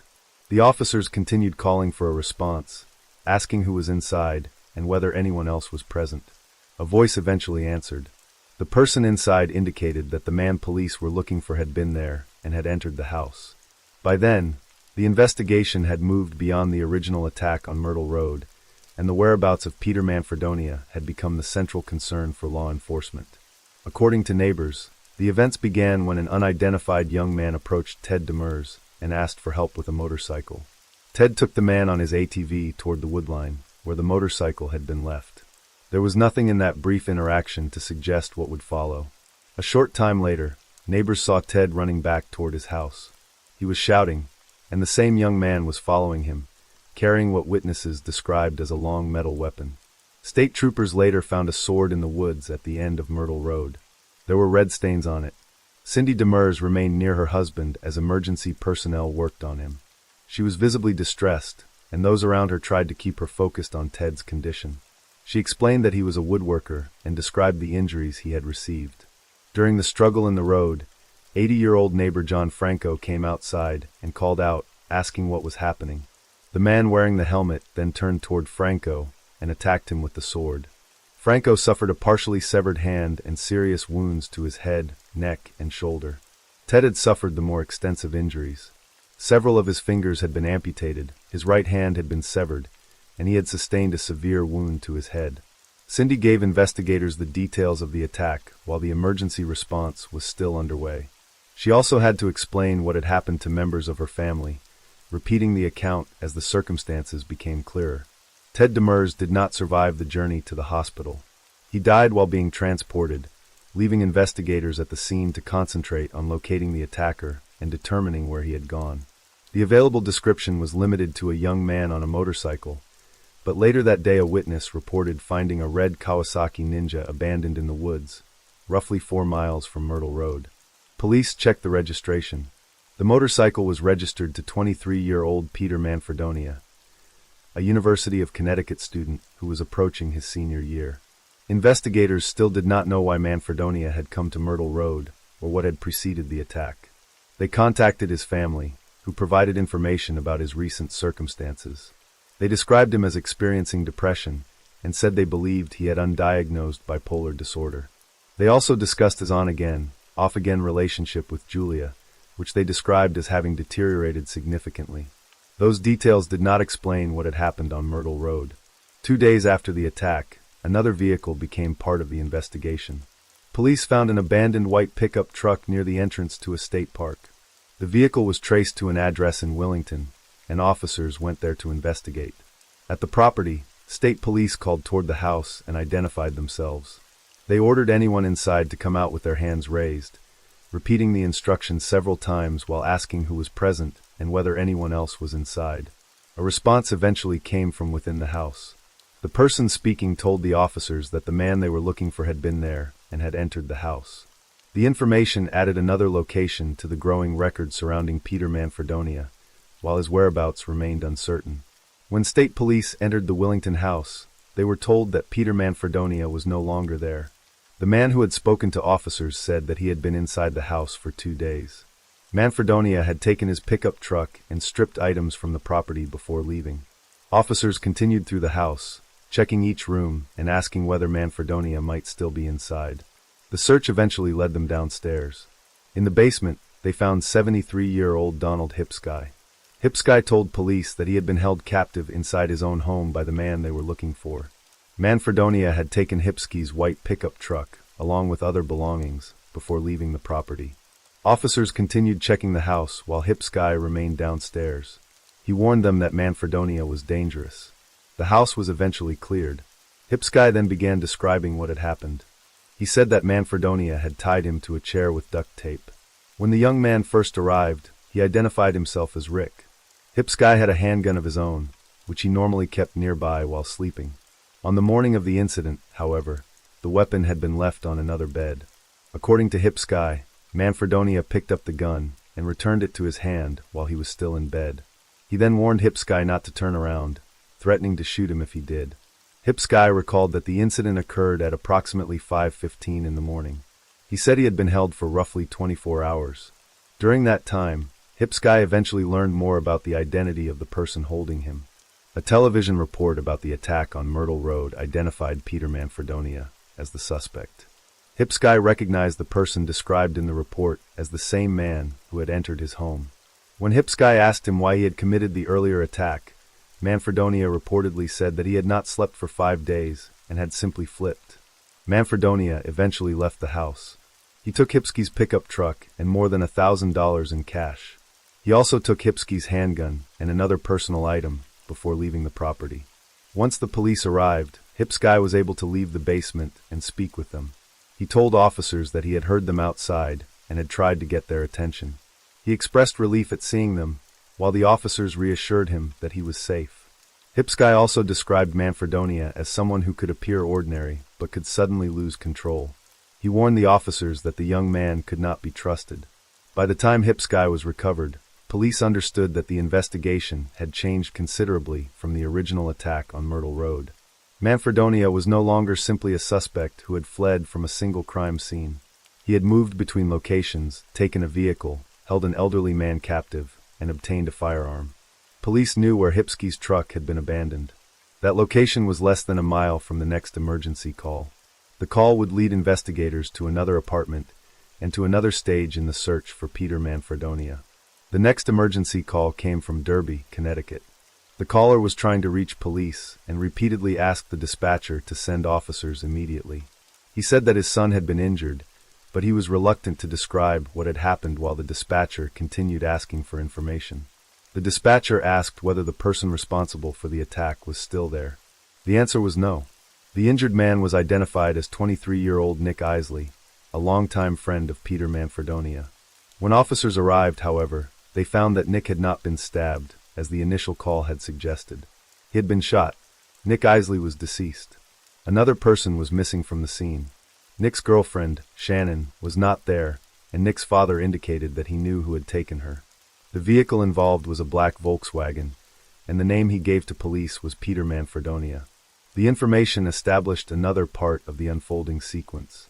Manfredonia was no longer only being sought in connection with the Myrtle Road attack and the events at Donald Hipsky's house. He was now wanted in connection with another killing, and Shannon was believed to have been taken with him. For several hours, her location was unknown. At approximately 2:30 that afternoon, a new 911 call came from Knowlton Township, New Jersey, more than 100 miles from Derby. The caller, identified as Kyle, was working as an Instacart delivery driver and was waiting for orders at a truck stop when a black Volkswagen Jetta arrived. A young woman named Shannon was driving. The man in the back seat approached Kyle and asked for assistance getting to work. He offered him money to arrange an Uber, and Kyle made the call. The man entered the Uber. Kyle then told the dispatcher that the passenger was armed. When asked what kind of weapon he had, Kyle described a small pistol. The woman, Shannon, was still at the truck stop when the call was made. She explained what had happened earlier that morning. She said that the man in the vehicle was Peter Manfredonia, the person wanted by Connecticut police. According to Shannon, Manfredonia had arrived at her home, shot her boyfriend, and then forced her to drive him away from Connecticut. She told the dispatcher that Nick had been her boyfriend, and that she and Manfredonia had known each other since elementary school. They had both grown up in Connecticut and had attended Newtown schools. Shannon also explained that Manfredonia had held a gun to her head and compelled her to drive him to New Jersey. The information given to the dispatcher now connected the events in Connecticut with the vehicle that had traveled south and the armed man who had just entered an Uber at the truck stop. Peter Manfredonia had left another crime scene behind, and the search had crossed state lines. The next location in the investigation was no longer Myrtle Road, Willington, or Derby. It was New Jersey. Shannon later described what happened inside Nick's home that morning. She said that when she woke, she could hear Nick and Peter arguing in the living room. Nick told her to call 911, but before she could do so, Peter took the phone from her. A few seconds later, she heard gunshots. Peter then told Shannon to retrieve her car keys. He packed a duffel bag containing approximately $2,000 in cash that belonged to Nick, and then told her that he did not want to kill her. He ordered her to drive. Shannon took Peter onto the interstate and continued driving as he directed her toward locations outside Connecticut. During the journey, he entered different destinations into her GPS, including places along the Jersey Shore, Delaware, and Nashville. At one point, Shannon attempted to make her driving appear unusual in the hope that a police officer would notice and stop the vehicle. The attempt did not result in police intervention. Peter continued to hold the weapon while they traveled. Shannon later told investigators that she eventually reached a point where she could no longer continue driving. She told Peter that she could not keep going and that he needed to find another way to travel. He agreed to stop at a truck stop. Before they arrived, Peter instructed her to park away from women and children, apparently because he wanted to avoid having to use the weapon near them if the situation changed. At the truck stop, an Uber was arranged. Peter entered the vehicle while Shannon remained behind. The sequence caused concern for Kyle, the person who had helped arrange the ride. He had been able to follow the Uber trip through his phone, and after Peter entered the vehicle, Kyle watched its progress. Then the trip ended unexpectedly. Kyle contacted the dispatcher again. He was concerned that something might have happened to the Uber driver and worried that he had unknowingly helped an armed fugitive enter another vehicle. The driver, however, was unharmed. Surveillance footage later showed Peter leaving the Uber near a Walmart in East Stroudsburg, Pennsylvania. He got out of the vehicle and walked behind the store. Investigators then interviewed Kyle to establish what had occurred at the truck stop and how Shannon had separated herself from Peter. Kyle explained that Shannon had told him she could no longer continue driving. She had reached a point where the pressure had become too much and asked Peter to arrange an Uber instead. Shannon also described the money Peter gave the Uber driver. She said he handed the driver a $100 bill for a journey that cost approximately $60. There was something unusual about the bill. Shannon noticed blood on it. She also noticed blood on Peter's hands while they were waiting for the Uber. Those observations became part of the information investigators were working with as the search continued. By then, Peter Manfredonia had traveled across state lines, left several locations behind, and remained outside police custody. For the next 3 days, his whereabouts would remain unknown. Witness accounts and surveillance footage gradually narrowed the search for Peter Manfredonia. His last known movements were traced to a Pilot gas station in Hagerstown, Maryland. On May 27th, 5 days after the attack on Myrtle Road, police located him there. Manfredonia was taken into custody without incident. As officers began processing him, he asked whether he could have something to eat. He said he was starving. The investigators who would eventually question him were interested in understanding what had happened during the preceding days, when a series of violent incidents had taken place across Connecticut and several other states. Before the interview began, however, Manfredonia was informed that his family had retained an attorney for him. The attorney, Mike Dolan, had contacted police and requested to speak with Manfredonia first. Manfredonia agreed to make the call. After speaking with his attorney, he nevertheless agreed to sit down with detectives. During the early part of the interview, Manfredonia described the days he had spent moving through unfamiliar areas. He said he had walked until blisters on his feet became too painful for him to continue. When detectives asked about the condition of his feet, he confirmed that the blisters were still there. Once he could no longer walk, he said, he had camped outside for the night and built a fire. He also said that he had slept very little. The detectives continued with questions about his movements. They asked whether he had used an Uber or another rideshare service. Manfredonia acknowledged that he had. He explained that after obtaining a phone, he had activated it and downloaded the Uber application. Detectives also asked whether he had taken photographs of his feet because of the blisters. His answers remained brief. When investigators approached subjects that could potentially connect him to the crimes, Manfredonia often responded that he remembered very little or that the events were not something he had been thinking about. The interview then moved to an earlier incident that had occurred at the University of Connecticut. Detectives asked Manfredonia whether he remembered an incident involving the university and whether he had written on the walls of his residence. Approximately 10 months earlier, his roommate had contacted University of Connecticut police after finding unusual and disturbing messages written throughout the walls. One of the messages, written in large letters, read, "Guns can be fun." Police had spoken with Manfredonia at the time. He explained that he had been upset following the end of his relationship with his girlfriend, Julia.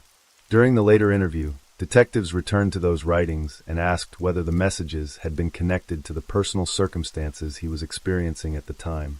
Manfredonia acknowledged that they had been. The earlier incident provided investigators with another documented point in Manfredonia's history, but the questions surrounding the events of May 2020 remained largely unanswered. His arrest had ended the 5-day search. The interview was only beginning. During the interview, Manfredonia described the period before the attacks as one in which he had been deeply depressed. When detectives asked whether he could remember where his mind had been during that earlier period, he said he could not clearly recall. He described himself as extremely depressed. The detectives returned to the writings found in his university apartment and to his connection with Sandy Hook and Newtown. Manfredonia had grown up near the Lanza family and attended Newtown High School. In 2012, while he was in the 10th grade, Adam Lanza carried out the Sandy Hook Elementary School shooting, killing 26 people at the school, including 21st grade children, as well as his mother before the school attack.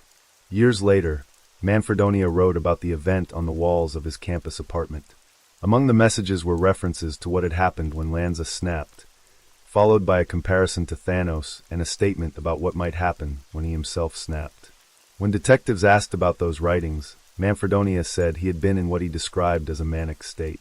He said he could not remember everything he had written during that period. The detectives then asked whether the state of mind he had experienced at that time was similar to what he had been experiencing during the days surrounding the attacks. He said there were similarities. Manfredonia also described a period in which he had attempted to change the direction of his life. He began training for triathlons and raising money for charitable causes. He spoke about his affection for animals and recalled experiences with his grandmother when he was young. Earlier in May, that period of apparent stability had brought him back into contact with Julia, his former girlfriend. The reconciliation did not last. On May 18th, for days before the attack on Myrtle Road, Julia sent Manfredonia a series of messages telling him that she no longer wanted him in her life. She accused him of going through her phone and accessing her accounts. She later told police that she had discovered Manfredonia accessing private photographs of her and sending them to himself. In another message, she warned him that unless the photographs were deleted, she would involve a lawyer and pursue the matter in court. The exchange established that the relationship had deteriorated shortly before the violence began. Whether the breakdown of that relationship had any connection to what followed remained a question for investigators. During the interview, however, Manfredonia did not provide a direct explanation. When detectives approached the events in Willington, he declined to discuss them without his attorney. Questions about Derby and the people he had been with received similarly limited responses. Detectives also asked whether he had possessed a gun. Again, he did not provide a substantive answer. Instead, Manfredonia paused and said he was trying to determine whether there was anything important he should tell them. The interview remained largely focused on what he was willing to describe about his state of mind and the events that had preceded the attacks. The details of the crimes themselves remained mostly outside his answers. Then Manfredonia asked the detectives a question of his own. That exchange would lead the interview into another part of the investigation. The interview continued with questions that remained largely unanswered. Manfredonia asked the detectives whether they could track phones. When they asked why he wanted to know, he did not provide a clear explanation. Instead, the conversation moved back and forth between his questions and the detectives' attempts to understand what he was willing to disclose. The detectives believed that his reluctance did not necessarily mean he had nothing to say. They suggested that his repeated requests for another question indicated that he might be trying to find a way to discuss what had happened without directly addressing the crimes. They reminded him that he was a long way from home and that people did not usually travel that distance without some reason, although they acknowledged that those reasons could be different for everyone. Manfredonia eventually acknowledged that he had been struggling with personal issues. It was one of the few statements during the interview that offered any indication of a possible explanation for the events of the previous several days. The detectives returned to the period immediately preceding his arrest. They told him that they wanted to understand what had happened during the previous 5 days and acknowledged that he might feel a need to protect members of his family. Manfredonia did not provide the explanation they were seeking. The interview ended without a clear account from him of what had happened on Myrtle Road, what had occurred in Derby, or why he had taken the actions that followed. Another account came from Shannon. During the long drive from Connecticut, she said, Manfredonia told her that something the man on the ATV had said had triggered him. He also reportedly said that the other man, referring to John Franco, had simply gotten in the way. Those statements provided investigators with some information about how Manfredonia later described the violence, but they did not establish why he had originally been on Myrtle Road carrying a sword. That question remained unresolved. Another fact was known about the location. Manfredonia's former girlfriend, Julia, lived only a few doors away from the area where the attack occurred. The significance of that proximity was part of the broader circumstances investigators considered, but the precise reason Manfredonia had gone to Myrtle Road was never established with certainty. During the later proceedings, Manfredonia was informed of the charges against him. The warrant included murder, assault, home invasion, and kidnapping. He asked for a moment and requested permission to use the bathroom. The charges were read to him. He was ultimately convicted after pleading guilty to 2 counts of murder, receiving a sentence of 55 years in prison for each count. He also received 20 years for first-degree assault, 25 years for home invasion, and 25 years for first-degree kidnapping. The sentences were ordered to run concurrently. As a result, Manfredonia received a practical sentence of 55 years in prison. The investigation that began with emergency calls from Myrtle Road had ended with a series of convictions and a sentence that would keep him incarcerated for decades.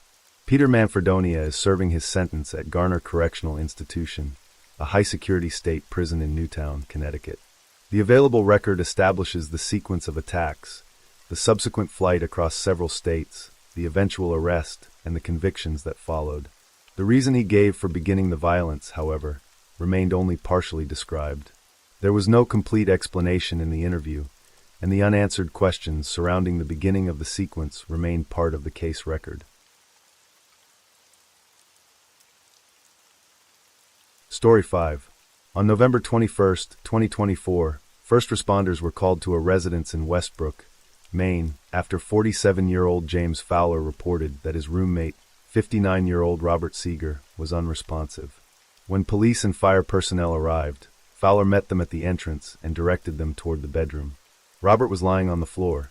The first questions concerned how long he had been there and what had happened before the call. Fowler explained that Robert had left the previous night, something he said happened from time to time, and that he had later found him near the railroad tracks. The details shifted as the responders continued asking questions. At one point, Fowler said he had found Robert 2 nights earlier. He also estimated that Robert had been in his condition for at least 2 days. The injuries were immediately apparent. Robert had suffered multiple fractures to his face and was in critical condition, although he remained conscious. When asked what had happened, Fowler said Robert had gone out and returned badly beaten. Fowler told responders that he had offered to call an ambulance, but Robert had asked him not to. Fowler said Robert had told him that he had been attacked. The explanation was not entirely unfamiliar to Fowler. He described Robert as someone who had previously injured himself and said he had initially wondered whether the facial injuries might have been self-inflicted. He also acknowledged that Robert had said he had been jumped and beaten. Fowler explained that he had not known how seriously to take that account. Robert, he said, had been doing poorly, but there had also been a nearby report of someone being attacked around the railroad tracks, which made the explanation seem possible to him. There was another detail Fowler offered about the previous night. According to his account, Robert had appeared well enough to help clear out the basement. Other than having some difficulty walking up the stairs, Fowler said there had been little to indicate that Robert was suffering from injuries as severe as the ones responders were now seeing. The officers continued trying to place those details in order. Robert had apparently been out. He had returned injured. Fowler had seen the injuries that night.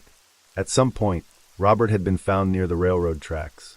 By the time emergency personnel arrived, he was lying on the bedroom floor with serious facial fractures. The circumstances surrounding the injuries remained unclear. One of the officers then considered whether there might be something inside the house that could help establish what had happened. The question turned to the presence of cameras. Fowler was asked whether there were cameras in the house. There were. The later investigation would return to that footage, including older body camera recordings and recordings made inside the residence. What had been recorded there would become part of the effort to establish the sequence of events surrounding Robert's injuries. At this stage, however, the responders were still working from the information available at the scene, while Robert remained gravely injured on the bedroom floor. The questions continued. The possibility of finding additional footage was considered before Robert was taken away for emergency treatment. Fowler had said that he had seen Robert moving around after returning home, and the officers wondered whether one of the cameras might have captured him while the injuries were already visible. If so, the recording could establish when Robert returned and what condition he appeared to be in. Robert was transported to a local hospital. With the immediate activity at the house beginning to settle, an on-call detective prepared to speak with Fowler in greater detail. The intention was to establish a timeline from Fowler's recollection, while the events were still relatively recent. Fowler remained visibly affected by what had happened. He spoke about Robert as his uncle and acknowledged that he had not fully understood how much he cared about him until the situation became serious. The conversation then turned toward their history together. Fowler said he had known Robert for more than 10 years. During much of that period, Fowler had also been in a relationship with Robert's sister, Teresa. According to Fowler, Teresa had recently moved away, and Robert had become increasingly depressed afterward. Fowler said that he had taken on a caretaker role, reassuring Robert that he would look after him and make sure he had food. He described telling Robert that he was like a brother to him, and that he would be there while Robert rested and recovered. Fowler also reflected on the possibility that telling Robert to rest had not been the best choice, because he wanted him to keep fighting. Still, he said his intention had been to reassure him that he would not be left without food or support. Teresa then joined the conversation by speakerphone. The two discussed Robert's condition and the difficulties he had been experiencing recently. Food was one of the concerns they returned to. Fowler acknowledged that he had urged Robert to eat, while Teresa recalled conversations in which Robert had said he would continue trying to manage on his own. The discussion suggested that Robert had been struggling before the injuries occurred. Those difficulties, however, did not account for the fractures to his face. When the subject returned to the injuries, Fowler again described Robert's account of being attacked near the railroad tracks. He remained uncertain about how much of Robert's explanation was accurate. Then Fowler offered another possibility. He wondered whether Robert could have injured himself by running into a tree or striking himself against one. It was another explanation, but at that point, there was still no clear account of how the injuries had actually occurred. The security cameras remained available inside the house, and the recordings had yet to be examined in full. The possibility that Robert had injured himself was not dismissed immediately. The officers continued examining the room, looking for anything that might help establish what had taken place. Near a rocking chair, they noticed several marks on the floor. Some appeared consistent with dust or ordinary debris, but among them were areas that looked different. There was a red mark.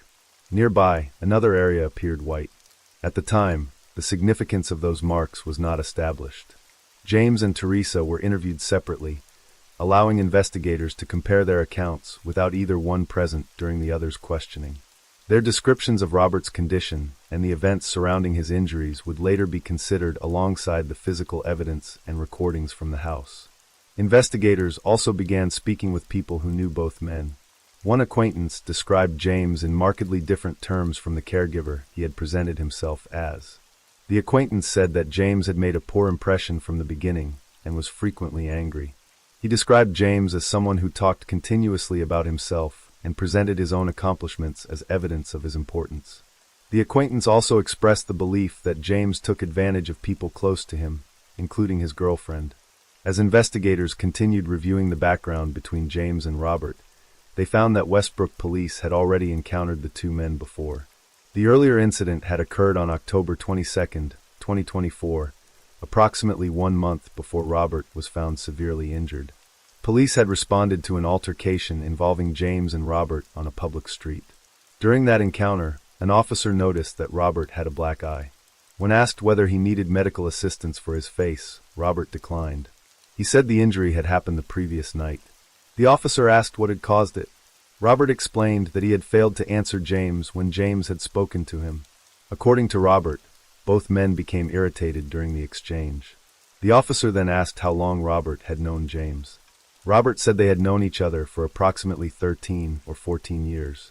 When asked whether problems between them were common, Robert described the issue as a matter of respect, explaining that he sometimes failed to answer James promptly when James asked him something. The officer asked whether James's response to that behavior was appropriate. Robert did not directly condemn it. Instead, he acknowledged that failing to answer James had been wrong and said he had not thought about it at the time because he had been tired. During that same encounter, Robert told officers that he wanted to spend the night at a homeless shelter, apparently to put some distance between himself and James. The conversation did not remain separate for long. James intervened, and after doing so, Robert changed his decision. The older footage gave investigators another account of the relationship between the two men, recorded weeks before Robert was found on the bedroom floor. As the detective reviewed the encounter, the behavior reminded him of situations involving domestic violence, particularly the way a victim might appear when attempting to distance themselves from someone they feared. James rejected that interpretation. He said Robert had not been afraid of him. According to James, Robert loved him.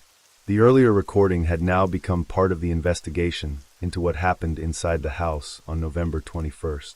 The October encounter was not the first time Robert had appeared at a police station seeking help. While reviewing earlier records, the detective found another interaction from June 2024. Robert had walked into the lobby of the police department, and the footage showed bruising around both eyes. The markings were difficult to overlook. James had apparently offered an explanation for similar injuries, telling officers that Robert often had what he called raccoon eyes. The detective, however, was now comparing that explanation with what had been visible in the earlier recordings. 5 months before Robert was found with severe facial injuries, he had gone to the police station himself. When an officer asked what brought him in, Robert explained that he and his roommate had argued after Robert had, in his words, shown disrespect. He said James had essentially thrown him out of the apartment, leaving him without another place to stay. The officer asked whether the argument had become physical. Robert said it had not. The officer then pointed to the bruising around his eyes. Robert said he had walked into a door. The explanation was noted at the time, but the detective reviewing the footage later considered it alongside Robert's demeanor during the encounter. Robert had told police that James had kicked him out of the apartment, even though Robert confirmed that his name alone was on the lease. The officer asked how James could have removed him from his own apartment. Robert acknowledged that the situation might sound unusual, but said he did not want the disagreement to become physical. He explained that James sometimes helped him pay his bills, which was part of the reason the living arrangement had continued. The officer told Robert that if he feared a confrontation, police could come to the apartment and help resolve the immediate situation. Robert would not necessarily have to leave his own home. Robert remained reluctant to return. He said he believed the situation had gone beyond something that could simply be worked out between roommates. What he wanted, he explained, was to re-establish himself somewhere else and eventually leave Maine altogether. The officer offered to contact a shelter and see whether there was assistance available with the apartment situation. Robert continued to express concern about going back. The June recording had been made months before the October incident, and both had now become relevant to the investigation. In each, Robert had appeared with injuries around his eyes. In each, he had described conflict with James while avoiding a direct accusation of physical violence. The earlier footage did not establish by itself how those injuries had occurred. It did, however, provide investigators with another record of the relationship between the two men, preserved from a time when Robert had sought help from police on his own. The detective continued reviewing what had been recorded. During the June encounter, the officer asked Robert whether he was afraid for his own safety around James. Robert's answer was uncertain. He said he was to some extent, but then returned to the larger situation, explaining that after 5 years, he was simply finished with it. He no longer wanted to continue living under those circumstances. After leaving the police station, Robert contacted his sister, Teresa, and asked for help getting away from James for the night. The earlier police interaction had now become another part of the record investigators were reviewing. Back in the present investigation, the detective continued questioning James about Robert's life inside the house. He asked whether Robert had friends, whether he had any romantic relationships, or whether anyone else regularly visited him. James said no. According to James, the only person Robert saw was his doctor. The detective noted that this meant Robert's world appeared to have become very limited, with James and Robert spending most of their time together. Then the questioning became more direct. The detective told James that Robert had been severely beaten and said that, at some point, James had struck him. James did not admit to doing so. Instead, he responded conditionally, suggesting that even if he had done something, investigators appeared to be searching for a particular conclusion. The detective replied that he was not looking for anything other than the truth. James continued to deny that he had ever assaulted Robert. Investigators then spoke with a witness who gave a different account. She said she had seen James strike Robert in the face, leaving him with a black eye. She also described an argument during which James allegedly grabbed Robert and choked him.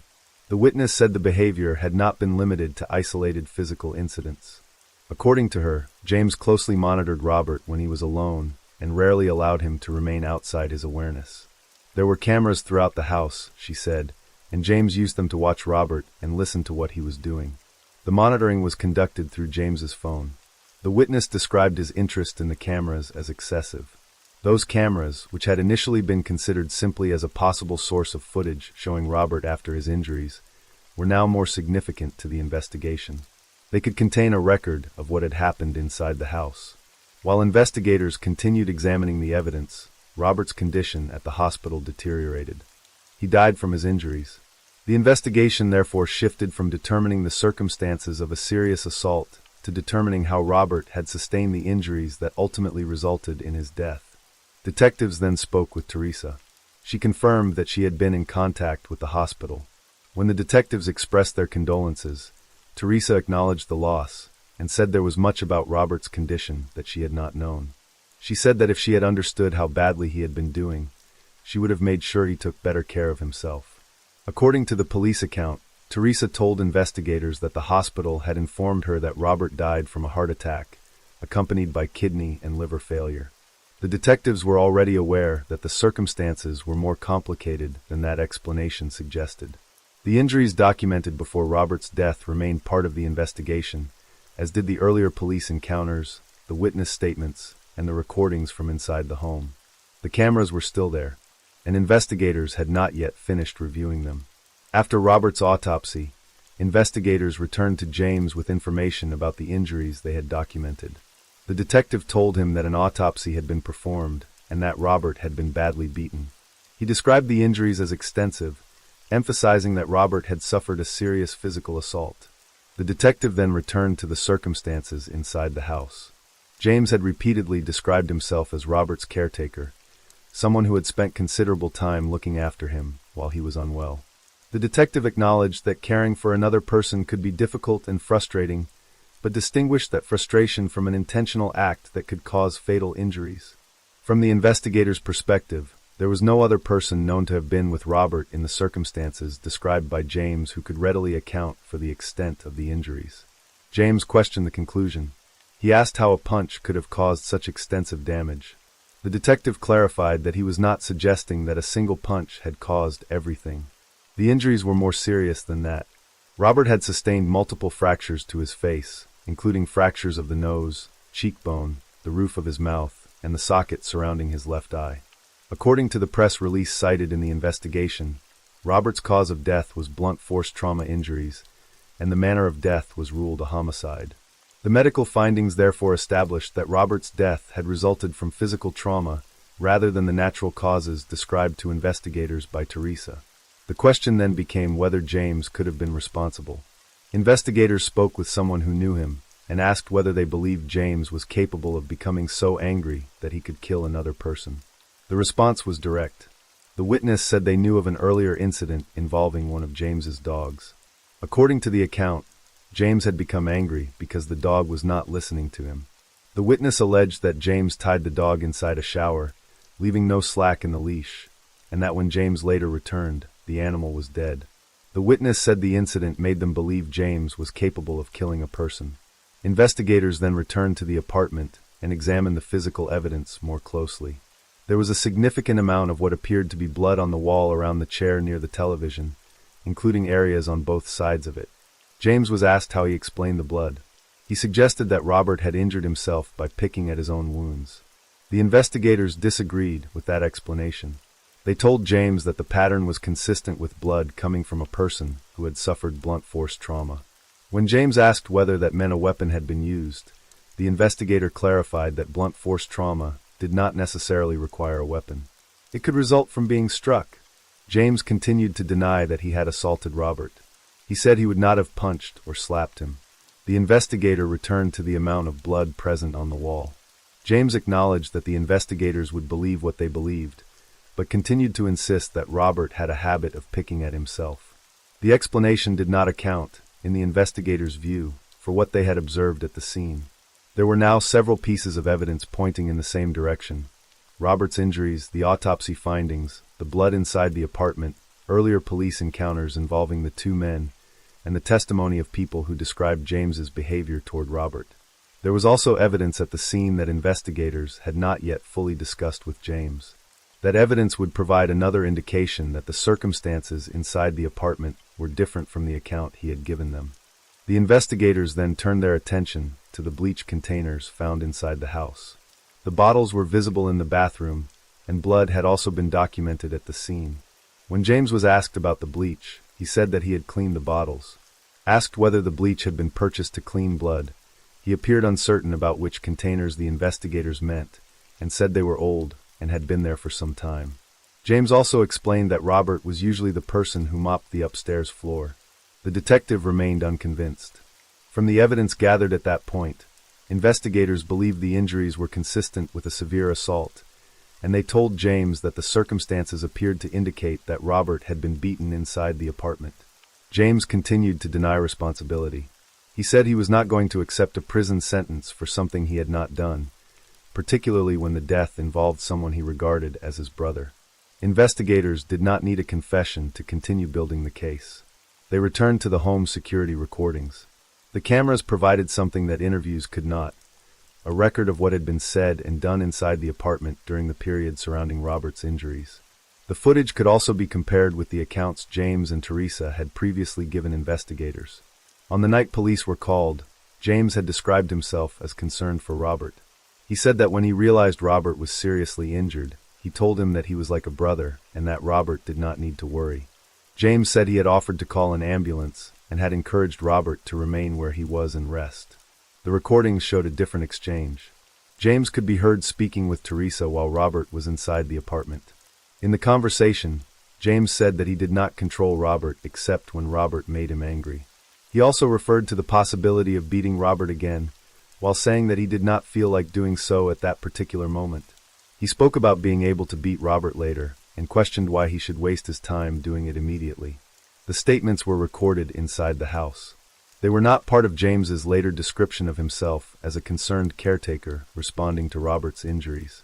The conversation also contained a discussion about the ambulance. James later told investigators that he had attempted to call for medical help and that Robert had refused to go to the hospital.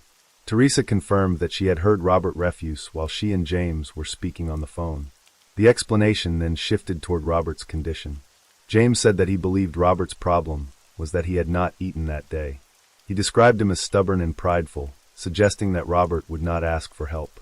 The security footage therefore provided investigators with another account of the events, preserved at the time rather than reconstructed afterward. James had also told investigators that he became alarmed when he checked on Robert and realized that he was not breathing. According to his account, he attempted to determine whether Robert still had a pulse. He said he could not tell whether what he was feeling was his own pulse or Robert's.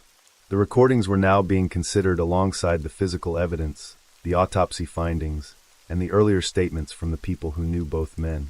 The sequence inside the apartment was beginning to take a more defined form.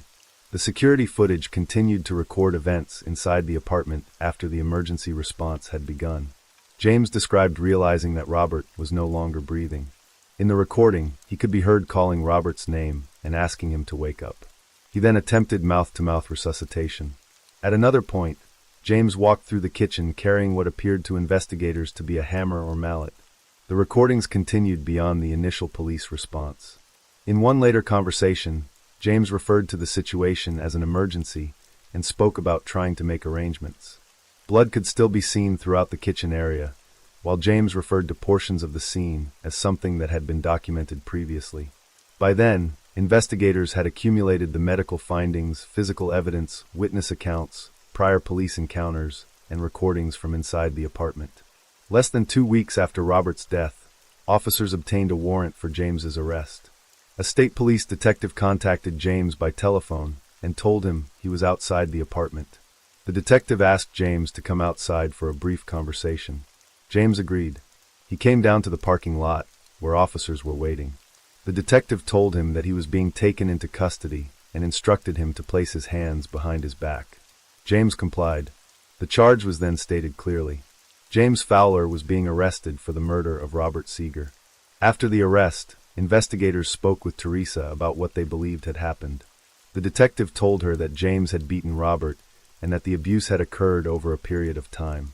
Teresa rejected the allegation. She repeatedly said that she did not believe James had beaten her brother. The detective acknowledged that the information was difficult to hear, but maintained that the evidence supported the conclusion. Teresa responded by describing her own relationship with Robert and the difficulties that both she and James had experienced while caring for him. She said Robert had made their lives extremely difficult and characterized caring for him as a burden. Teresa continued to defend James. The investigation, however, had already established that Robert had suffered extensive facial injuries, that the injuries were caused by blunt force trauma, and that his death had been ruled a homicide. The earlier police encounters had documented Robert appearing with injuries while expressing reluctance to remain around James. Witnesses had described physical assaults and monitoring inside the home. The security cameras had preserved conversations and activity that investigators could compare against the accounts given afterward. The medical evidence remained central. Robert had suffered fractures to his nose, cheekbone, the roof of his mouth, and the socket surrounding his left eye. His death was attributed to blunt force trauma injuries. According to court documents, James Fowler was charged with depraved indifference murder. The case later ended with a plea agreement. James pleaded guilty to the reduced charge of manslaughter, along with an additional count of cruelty to animals. He was sentenced to a total of 30 years in prison, with 8 years suspended, followed by 3 years of probation.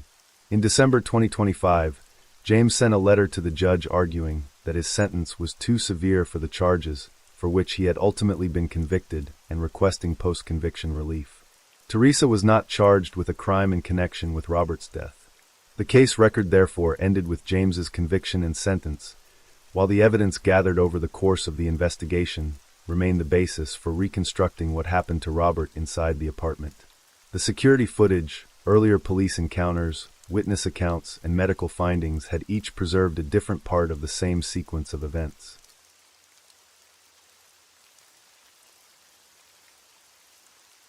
Story 6.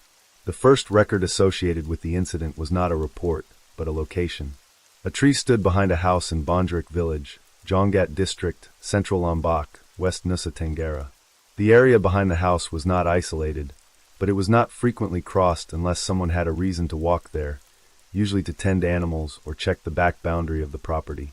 It was one of the local residents, a man who had gone out to search for his chicken, who first saw the figure. He stopped when he realized what he was looking at, and after a short moment, he contacted another resident, who then contacted the authorities. At that time, the initial assumption recorded by responding officers was self-inflicted death. The position of the body, the location, and the absence of immediate signs of disturbance appeared, at first glance, to support that assumption. The name of the deceased was Esko Vascarli, 30 years old, a police officer, the eldest of 3 siblings, and the son of Samsul Harawati, a municipal public order officer. The family was known in Bondrik as a respected household, not because of wealth alone, but because both father and son worked in government service roles that were visible to the community. Records from people who knew Esko during his teenage years describe him in similar terms. Quiet, compliant, and rarely involved in conflict. During his time at SMA Negeri 1 Jongat, there were no disciplinary notes attached to his name, and no record of behavioral issues that required intervention. What does appear in multiple accounts is that he spoke often about stability, about wanting a life that would not become financially difficult in old age, and about choosing a career path carefully rather than impulsively. These conversations were usually with his father, who, according to family statements, did not direct him toward a specific profession, but instead encouraged him to choose a path he could complete and endure. After graduating from high school, Esko followed his father's suggestion to apply for several government recruitment programs, including the Civil Service Entrance Examination and the National Police Recruitment Process. He passed the final administrative and health screening phase and was accepted into police education not long after. It was during this period that he met a young woman named Rizka Sintiani. She was also connected to the police institution, serving in West Lombok. Their relationship progressed without recorded conflict, and within a relatively short period, they decided to marry. They were married on the 29th of September, 2018. Before the marriage took place, a house had already been prepared for Esko, arranged by his parents, located in Bondrik village, Central Lombok, not far from the family home, but separate enough to function as an independent residence. Several years later, that house would become the central location in a report that did not begin as a criminal investigation. It began as an assumed suicide, recorded under routine procedure, and remained that way until certain observations regarding the behavior of Esko's wife, who was also a police officer, began to be noted by other officers, and those observations were entered into the case record before any formal conclusion was changed. The house prepared for Esko and Rizka was located near his father's residence, positioned along the main roadside, with a small shop building standing in front of it that had been rented out. The location was considered practical and visible, and it had been arranged before their marriage with the expectation that the couple would eventually live there. However, due to their assignments in West Lombok, the house was not occupied by them. Instead, they lived in a house in near Lembang Hamlet, Jembatan Gantung village, Lember, West Lombok. This location placed them close to Rizka's extended family, who lived in the same general area, and over time, there were no public indications that their household was experiencing visible problems. To people around them, the marriage appeared stable, routine, and functional. They had 2 daughters. By the year 2025, the older child was 4 years old, and the younger was 2. Because both parents worked, the children were often left in the care of a babysitter who lived not far from their house, an arrangement that had become part of their daily structure. By that time, Esko held the rank of Brigadier Polisai, assigned to intelligence and security at the Sikodong Sector Police. Rizka held the rank of Brigadier Satu and was assigned as a community security officer in East Jembatan Kember village. Their work schedules were structured, and both were accustomed to duty rotations and field responsibilities. On Monday, the 18th of August, 2025, Esko sent a message to his younger sibling, who still lived with their parents in central Lombok. In the message, Esko said he would not be coming home because he was not feeling well. He also asked that this information not be passed on to their parents. The request was not followed. His sibling informed their parents anyway, and later that day, Samsel and his wife traveled to West Lombok to check on their son directly. When they arrived, Esko appeared unwell but not in a critical condition. The explanation given was related to stomach acid problems, something that, according to the family, had happened before and was not considered a severe illness.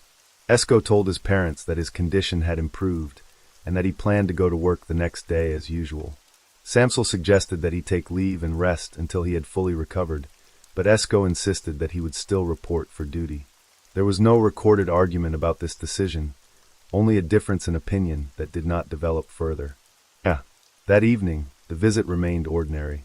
Esko's mother spent time talking with Rizka and the children, and there were no reports from the family that the atmosphere in the house felt unusual or tense.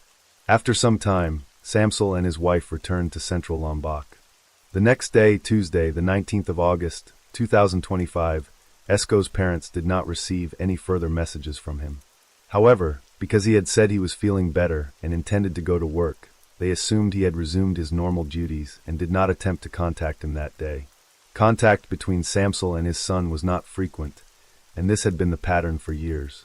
He later explained that he avoided calling while they were working, because both Esko and Rizka were active duty officers, and he did not want to interrupt their responsibilities unless there was a clear reason to do so.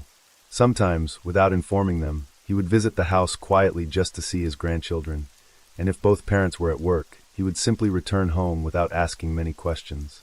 On the evening of Monday, the 18th of August, 2025, Rizka sent a message to her father-in-law. In the message, she said that Esko had not come home yet. She also mentioned that the monthly money transfer had not been sent, even though the police remuneration had already been disbursed. The remuneration structure for police personnel included base salary, performance allowance, spouse and child allowance, daily meal allowance, rice allocation, and income tax covered by the government. Because of this, the delay in the transfer was unusual enough to be mentioned, but at that time it was not yet considered alarming. Samsel told Rizka to be patient and to wait, because according to him, his son would likely send the money and return home once his duties were finished. However, Rizka said she wanted to go to the police station to look for her husband directly. Not long after that, she contacted Samsel again and said that Esko was not at his office. She had spoken to one of Esko's senior colleagues and was told that Esko had asked for permission to leave earlier, but did not return afterward. Samsel advised her to go back home and wait there instead of continuing to search at night. The suggestion was followed, but only briefly, because a few minutes later Rizka sent another message. This time she reported that Esko's motorcycle, bag, and shoes were already at the house, placed in front of the residence, which led her to believe that he had already returned home. The sequence of messages that night would later become part of the timeline reconstruction, particularly because the intervals between each message were short, and the movement described within those intervals was noted by investigators for timing consistency. The following morning, Wednesday, the 20th of August, 2025, Rizka sent another message to Samsel. She stated that Esko had still not come home. This information caused confusion for the family, because it was not consistent with Esko's usual behavior. He was not known to stay away without informing anyone, and he did not usually leave his personal items behind if he intended to go somewhere else. Rizka then asked Samsel to try to look for Esko around central Lombok, suggesting that he might have gone to a friend's house or to a relative's place without informing anyone. At this point, the search had not yet been formalized, and the situation was still treated as a missing family member rather than a police case, even though both Esko and Rizka were members of the police institution. Samsel followed his daughter-in-law's request and began asking people in central Lombok if anyone had seen his son. He contacted relatives, neighbors, and several of Esko's colleagues in the police. From these conversations, one consistent detail appeared. On Tuesday, the 19th of August, Esko had asked permission from his superior to leave the office during the day, and after that, no one at the station reported seeing him again. This placed the last confirmed professional contact on Tuesday afternoon. The last confirmed family contact, however, remained Monday, the 18th of August, when Esko had sent a message saying he was unwell and would not come home. On Thursday, the 21st of August, Samsel and his wife went again to their son's house in West Lombok. The purpose of the visit was simple: to check whether Esko had returned home without informing anyone, which at that time was still considered possible. He had not returned. Inside the house, nothing appeared obviously disturbed, and there were no signs that suggested a struggle or forced entry. His personal items had already been noted earlier. The motorcycle, the bag, and the shoes were at the house. At that stage, Samsel and his wife considered the possibility that Esko might have been assigned to a duty that required him to be unreachable, because in certain assignments, especially those related to intelligence and security, officers were sometimes not allowed to disclose their location. However, when Samsel spoke again with Esko's colleagues, they stated that there was no ongoing assignment that required secrecy or disappearance from communication. This contradiction was noted, but not yet treated as evidence of a crime. Samsel then began asking the neighbors around the house whether anyone had seen Esko return home on Tuesday. No one reported seeing him arrive. No one reported hearing unusual noises. No one reported any activity around the house that stood out. After speaking with the neighbors, Samsel entered the house and checked each room slowly. He looked into the corners of the rooms, the terrace area, and along the outer walls of the house, as if trying to determine whether there was something he had missed during the previous visit. He then tried to find security cameras belonging to nearby houses, hoping that one of them might have recorded the road in front of Esko's house. No cameras were found that covered the area clearly enough to provide information. He also walked to the garden area behind the house and looked around there, but at that time, nothing was found and nothing drew specific attention. After several hours, Samsel and his wife returned to Central Lombok. During this period, Samsel continued to send messages to Esko's phone. All messages showed a single check mark, indicating that they were sent but not delivered. When he tried to call, the phone was inactive. Several days later, Samsel and his wife returned again to Esko's house to check the situation once more, because by then, the absence had extended beyond what could be explained by routine duty or temporary assignment, and the situation was no longer being treated by the family as a normal absence. When Samsel returned again to the house several days later, the situation had not changed. Esko had still not returned, and Rizka stated that she did not know where her husband was. Inside the house, Samsel again checked the rooms one by one, opening doors, looking into corners, and examining spaces where someone might have left belongings or signs of movement. There was one room he did not check. The back room was occupied by Rizka's half-brother, Danny Rifkan, and Samsel felt reluctant to enter or search that room without permission. Instead, he walked around the outside of the house again and returned to the backyard garden area, but at that time, nothing was found that he considered unusual. That night, he and his wife returned home again, still expecting that Esko might come back on his own. During this period, Samsel continued sending messages and making calls to his son's phone. The messages remained undelivered, and the phone remained inactive. On Sunday, the 24th of August, 2025, a man named Amaxian was searching for a missing chicken near the back area of the house. While walking behind the property, he noticed a strong odor coming from the yard area and began looking for the source of the smell. A short time later, he saw a body hanging from a tree behind the house. The body was later identified as Brigadier Polisai Esko Vascarely. The condition of the body indicated that it had been there for several days. There were injuries across the body, a blue rope tied around the neck, and both feet were touching the ground. The knot above was described as neat and structured. There were also marks on the ground that indicated the body had been dragged across the soil surface before being positioned at the tree. The abdomen had begun to swell, and the face was severely damaged to the point that visual identification was difficult. He was identified from the watch he was wearing and the shirt still attached to his body, which was associated with his assignment in the intelligence unit.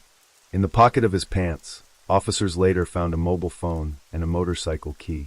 Near the location, a pair of beige women's sandals was also found. After discovering the body, Amaxian called nearby residents and the local hamlet head, Bahrain Rinaldi, and together they reported the discovery to the police.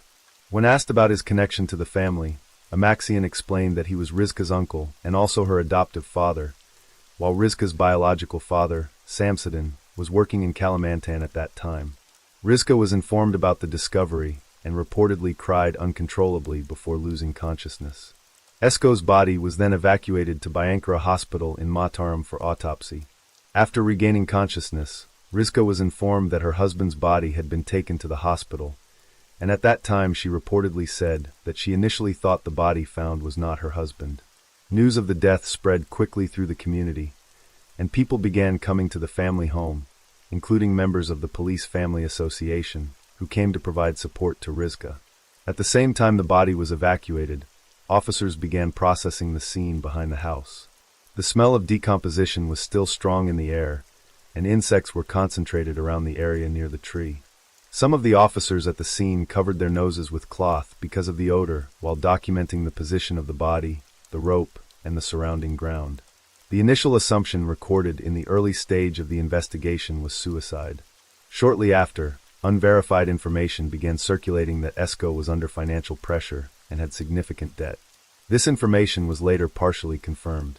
Esko was known to have borrowed a large amount of money from a friend named Paozi, and there were also bank loans, although the exact total was not publicly detailed in the early reports. When Samsel and the extended family received confirmation that the body found behind the house was Esko, they went to the hospital in Mataram, where the autopsy was being conducted. Samsel later stated that when he saw his son in the autopsy room, he lost control and briefly lost consciousness. Several hours later, at approximately 9 in the morning, the autopsy results were released by the forensic team led by Dr. Lestari. The forensic examination documented injuries to the back of the neck consistent with blunt force trauma. There was also a fracture in the jaw area, injuries to the right wrist, and wounds on the left hand. The cause of death was determined to be asphyxia due to pressure on the neck. The injuries on the body were not consistent with a simple hanging scenario, and were instead assessed as the result of blunt force impact accompanied by signs of physical resistance. Under the victim's fingernails, forensic examiners found human epithelial tissue. After receiving the autopsy results, Samsel went to the West Lombok Police Headquarters to formally request a full investigation into his son's death. He also hired a lawyer named Lalu Antony Harjawan to assist the family. The case was then transferred to the West Nusa Tenggara Regional Police for deeper investigation. Investigators began working under the assumption that the death may have involved people who were close to the victim. The regional police chief ordered investigators to identify the perpetrator and determine the motive. Investigators examined Esko's phone and bank records. From financial records, they found that Esko had recently transferred a large amount of money to the account of his friend Paozi. From the victim's phone, investigators also discovered that Esko had made a phone call to an unknown number that lasted approximately 7 minutes. Digital forensic examination later showed that the call history entry had been deleted from the phone, but the record still existed in telecommunications data. The number that Esko had called was registered to Rizka. Following these findings, investigators began to question the earlier assumption of suicide. They also noted that the rope used in the hanging was tied in a position that, according to investigators, would have been difficult to arrange alone, because the knot position was located behind the body rather than in front, which is more typical in self-inflicted hanging cases. Rizka, who held the rank of Brigadier Satu, was then called in for questioning and asked to provide a formal statement regarding the timeline of her husband's disappearance and the events that occurred at the house. Rizka arrived for questioning, wearing a complete police uniform. Officers later noted that her face appeared pale and her expression was flat, and during the first questioning session, she spoke in a structured and controlled manner. She acknowledged that her husband had significant debt and stated that he had been under stress for some time, and she said that he had spoken about wanting to end his life. Her statement during this first examination was organized, and she answered questions without long pauses. Investigators documented the content of her statement and compared it with the developing timeline, particularly the sequence of messages and her movements on the night of Tuesday, the 19th of August. At that stage, Rizka was detained at the West Nusa Tenggara Regional Police Headquarters for further examination, initially related to procedural violations for not formally reporting her husband's disappearance. Esko was buried in his hometown shortly afterward, and the funeral was attended by many people from the community and the police institution. The next day, Rizka was called again for further questioning. This time she arrived wearing civilian clothes, and officers noted that her eyes were swollen, and that her behavior was different from the previous session. During questioning, she had difficulty explaining the sequence of events clearly, her hands were shaking, and several of her statements were inconsistent with her earlier testimony. At one point during the questioning, she cried and struck the table with her hand, while stating that she did not kill her husband and that she was not capable of doing such an act. During this second round of questioning, Rizka mentioned the name Nuraini, who was her aunt and also her adoptive mother.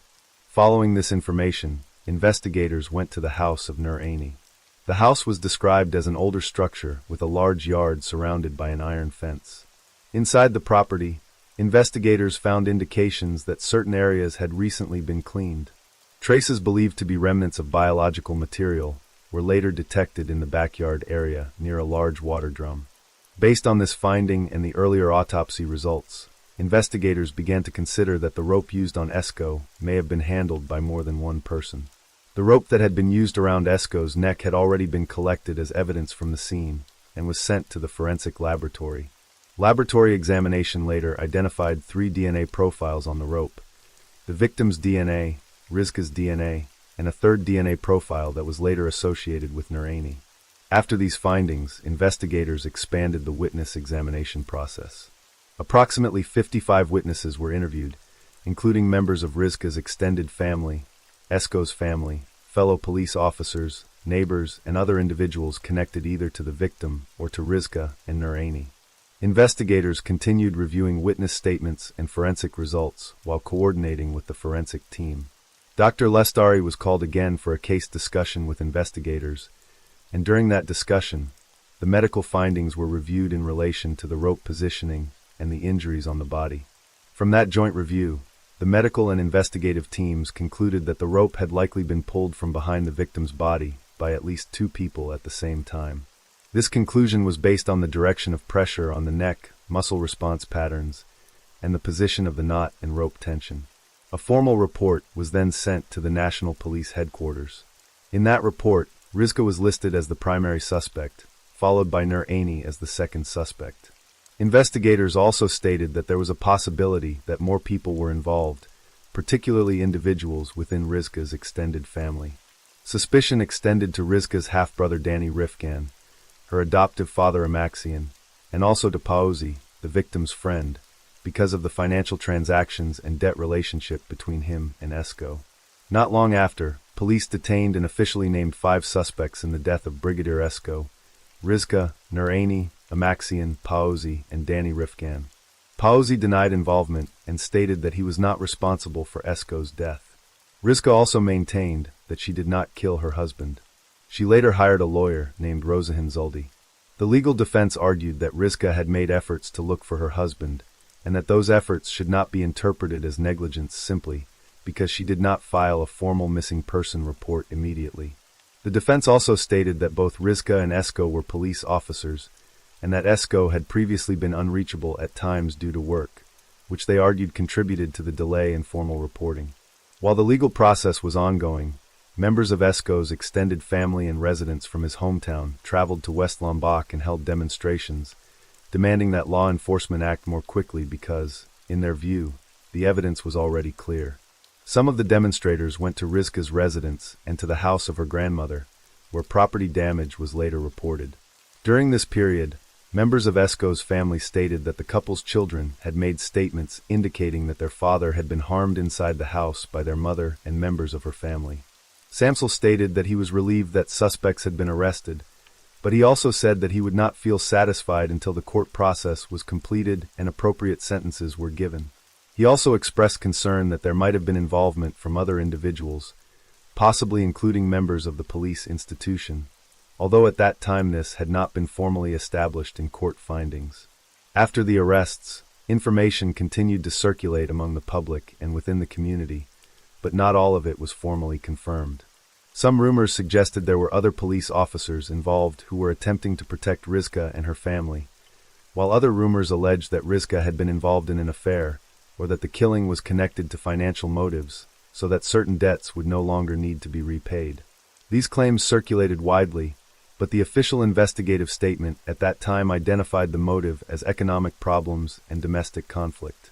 A forensic psychology specialist who reviewed the case stated that the crime appeared to involve emotional motive and the participation of more than one person, and that the involvement of others may have reinforced the primary motive rather than acting independently.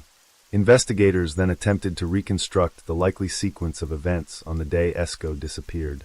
Based on statements, forensic evidence, and the timeline, investigators believe that Esko and Rizka had an argument related to financial problems inside the house on the day of the incident. The argument was believed to have escalated into physical violence, during which Esko sustained injuries from blunt force and sharp force, followed by pressure applied to the neck. Investigators also believe that after Esko died, several of the other suspects helped arrange a scenario to make the death appear to be suicide and helped move the body from inside the house to the backyard area where the tree was located. On Monday, the 29th of September, Rizka, as the primary suspect, was brought in for a formal reconstruction of events. Approximately 40 witnesses were present, including members of Rizka's family and other individuals connected to the case. During the reconstruction, Rizka was scheduled to demonstrate approximately 50 separate scenes covering the sequence from her arrival at the house, the argument, the activities inside the house, and the events that followed. The reconstruction process lasted approximately 7 hours. However, Rizka did not personally demonstrate all scenes and requested that some scenes be performed by a substitute. During the reconstruction, she demonstrated several activities such as arriving at the house, interacting with people she encountered, washing clothes, using a motorcycle, and at one point demonstrating a scene in which she claimed to smell a foul odor coming from inside the house. Other suspects, including Danny Rifkin and Paozi, demonstrated scenes in which they discussed creating a false scenario and moving the victim's body. According to the reconstruction record, the body was at one point placed in a back room before being moved again to the backyard area where it was later found. After the reconstruction sequence describing the movement of the body, investigators concluded that the body of Brigadier Esko had been placed in the backyard area behind the house, near the tree where it was later found. According to the reconstruction record, Amaxian then carried out a sequence of actions that included pretending to search for a lost chicken, locating the body, informing neighbors, and then reporting the discovery to the authorities. The reconstruction process itself became a point of concern for Esko's family. Samsel and other family members stated that they were not invited and were not informed about the reconstruction schedule, and they questioned several aspects of how the reconstruction was conducted, including the fact that some scenes were demonstrated by substitute participants rather than by the suspects themselves. They also questioned the physical feasibility of a single person moving the body from inside the house to the backyard area, which reinforced their belief that more than one person must have been involved in moving the body. The legal process continued, and on Friday, the 7th of November, 2025, a pre-trial hearing related to the case was held at the Mataram District Court in West Nusa Tenggara. Rizka and the other suspects were charged under multiple articles, including charges related to domestic violence resulting in death, murder, and premeditated murder. These charges carried potential sentences ranging from long-term imprisonment to life imprisonment. At that stage, the case had moved fully into the court process, and the investigative phase had formally transitioned into legal proceedings, with the sequence of events, forensic findings, financial records, witness testimony, and reconstruction results forming the primary structure of the case file assembled after the death of Brigadier Palisai Esko Vascarli. And that brings us to the end of tonight's 6 stories. Thank you for staying with me through all of them. Some stories are difficult to leave behind, even when the telling is over. So for now, you can let them go, take a breath, and return your attention to the quiet around you.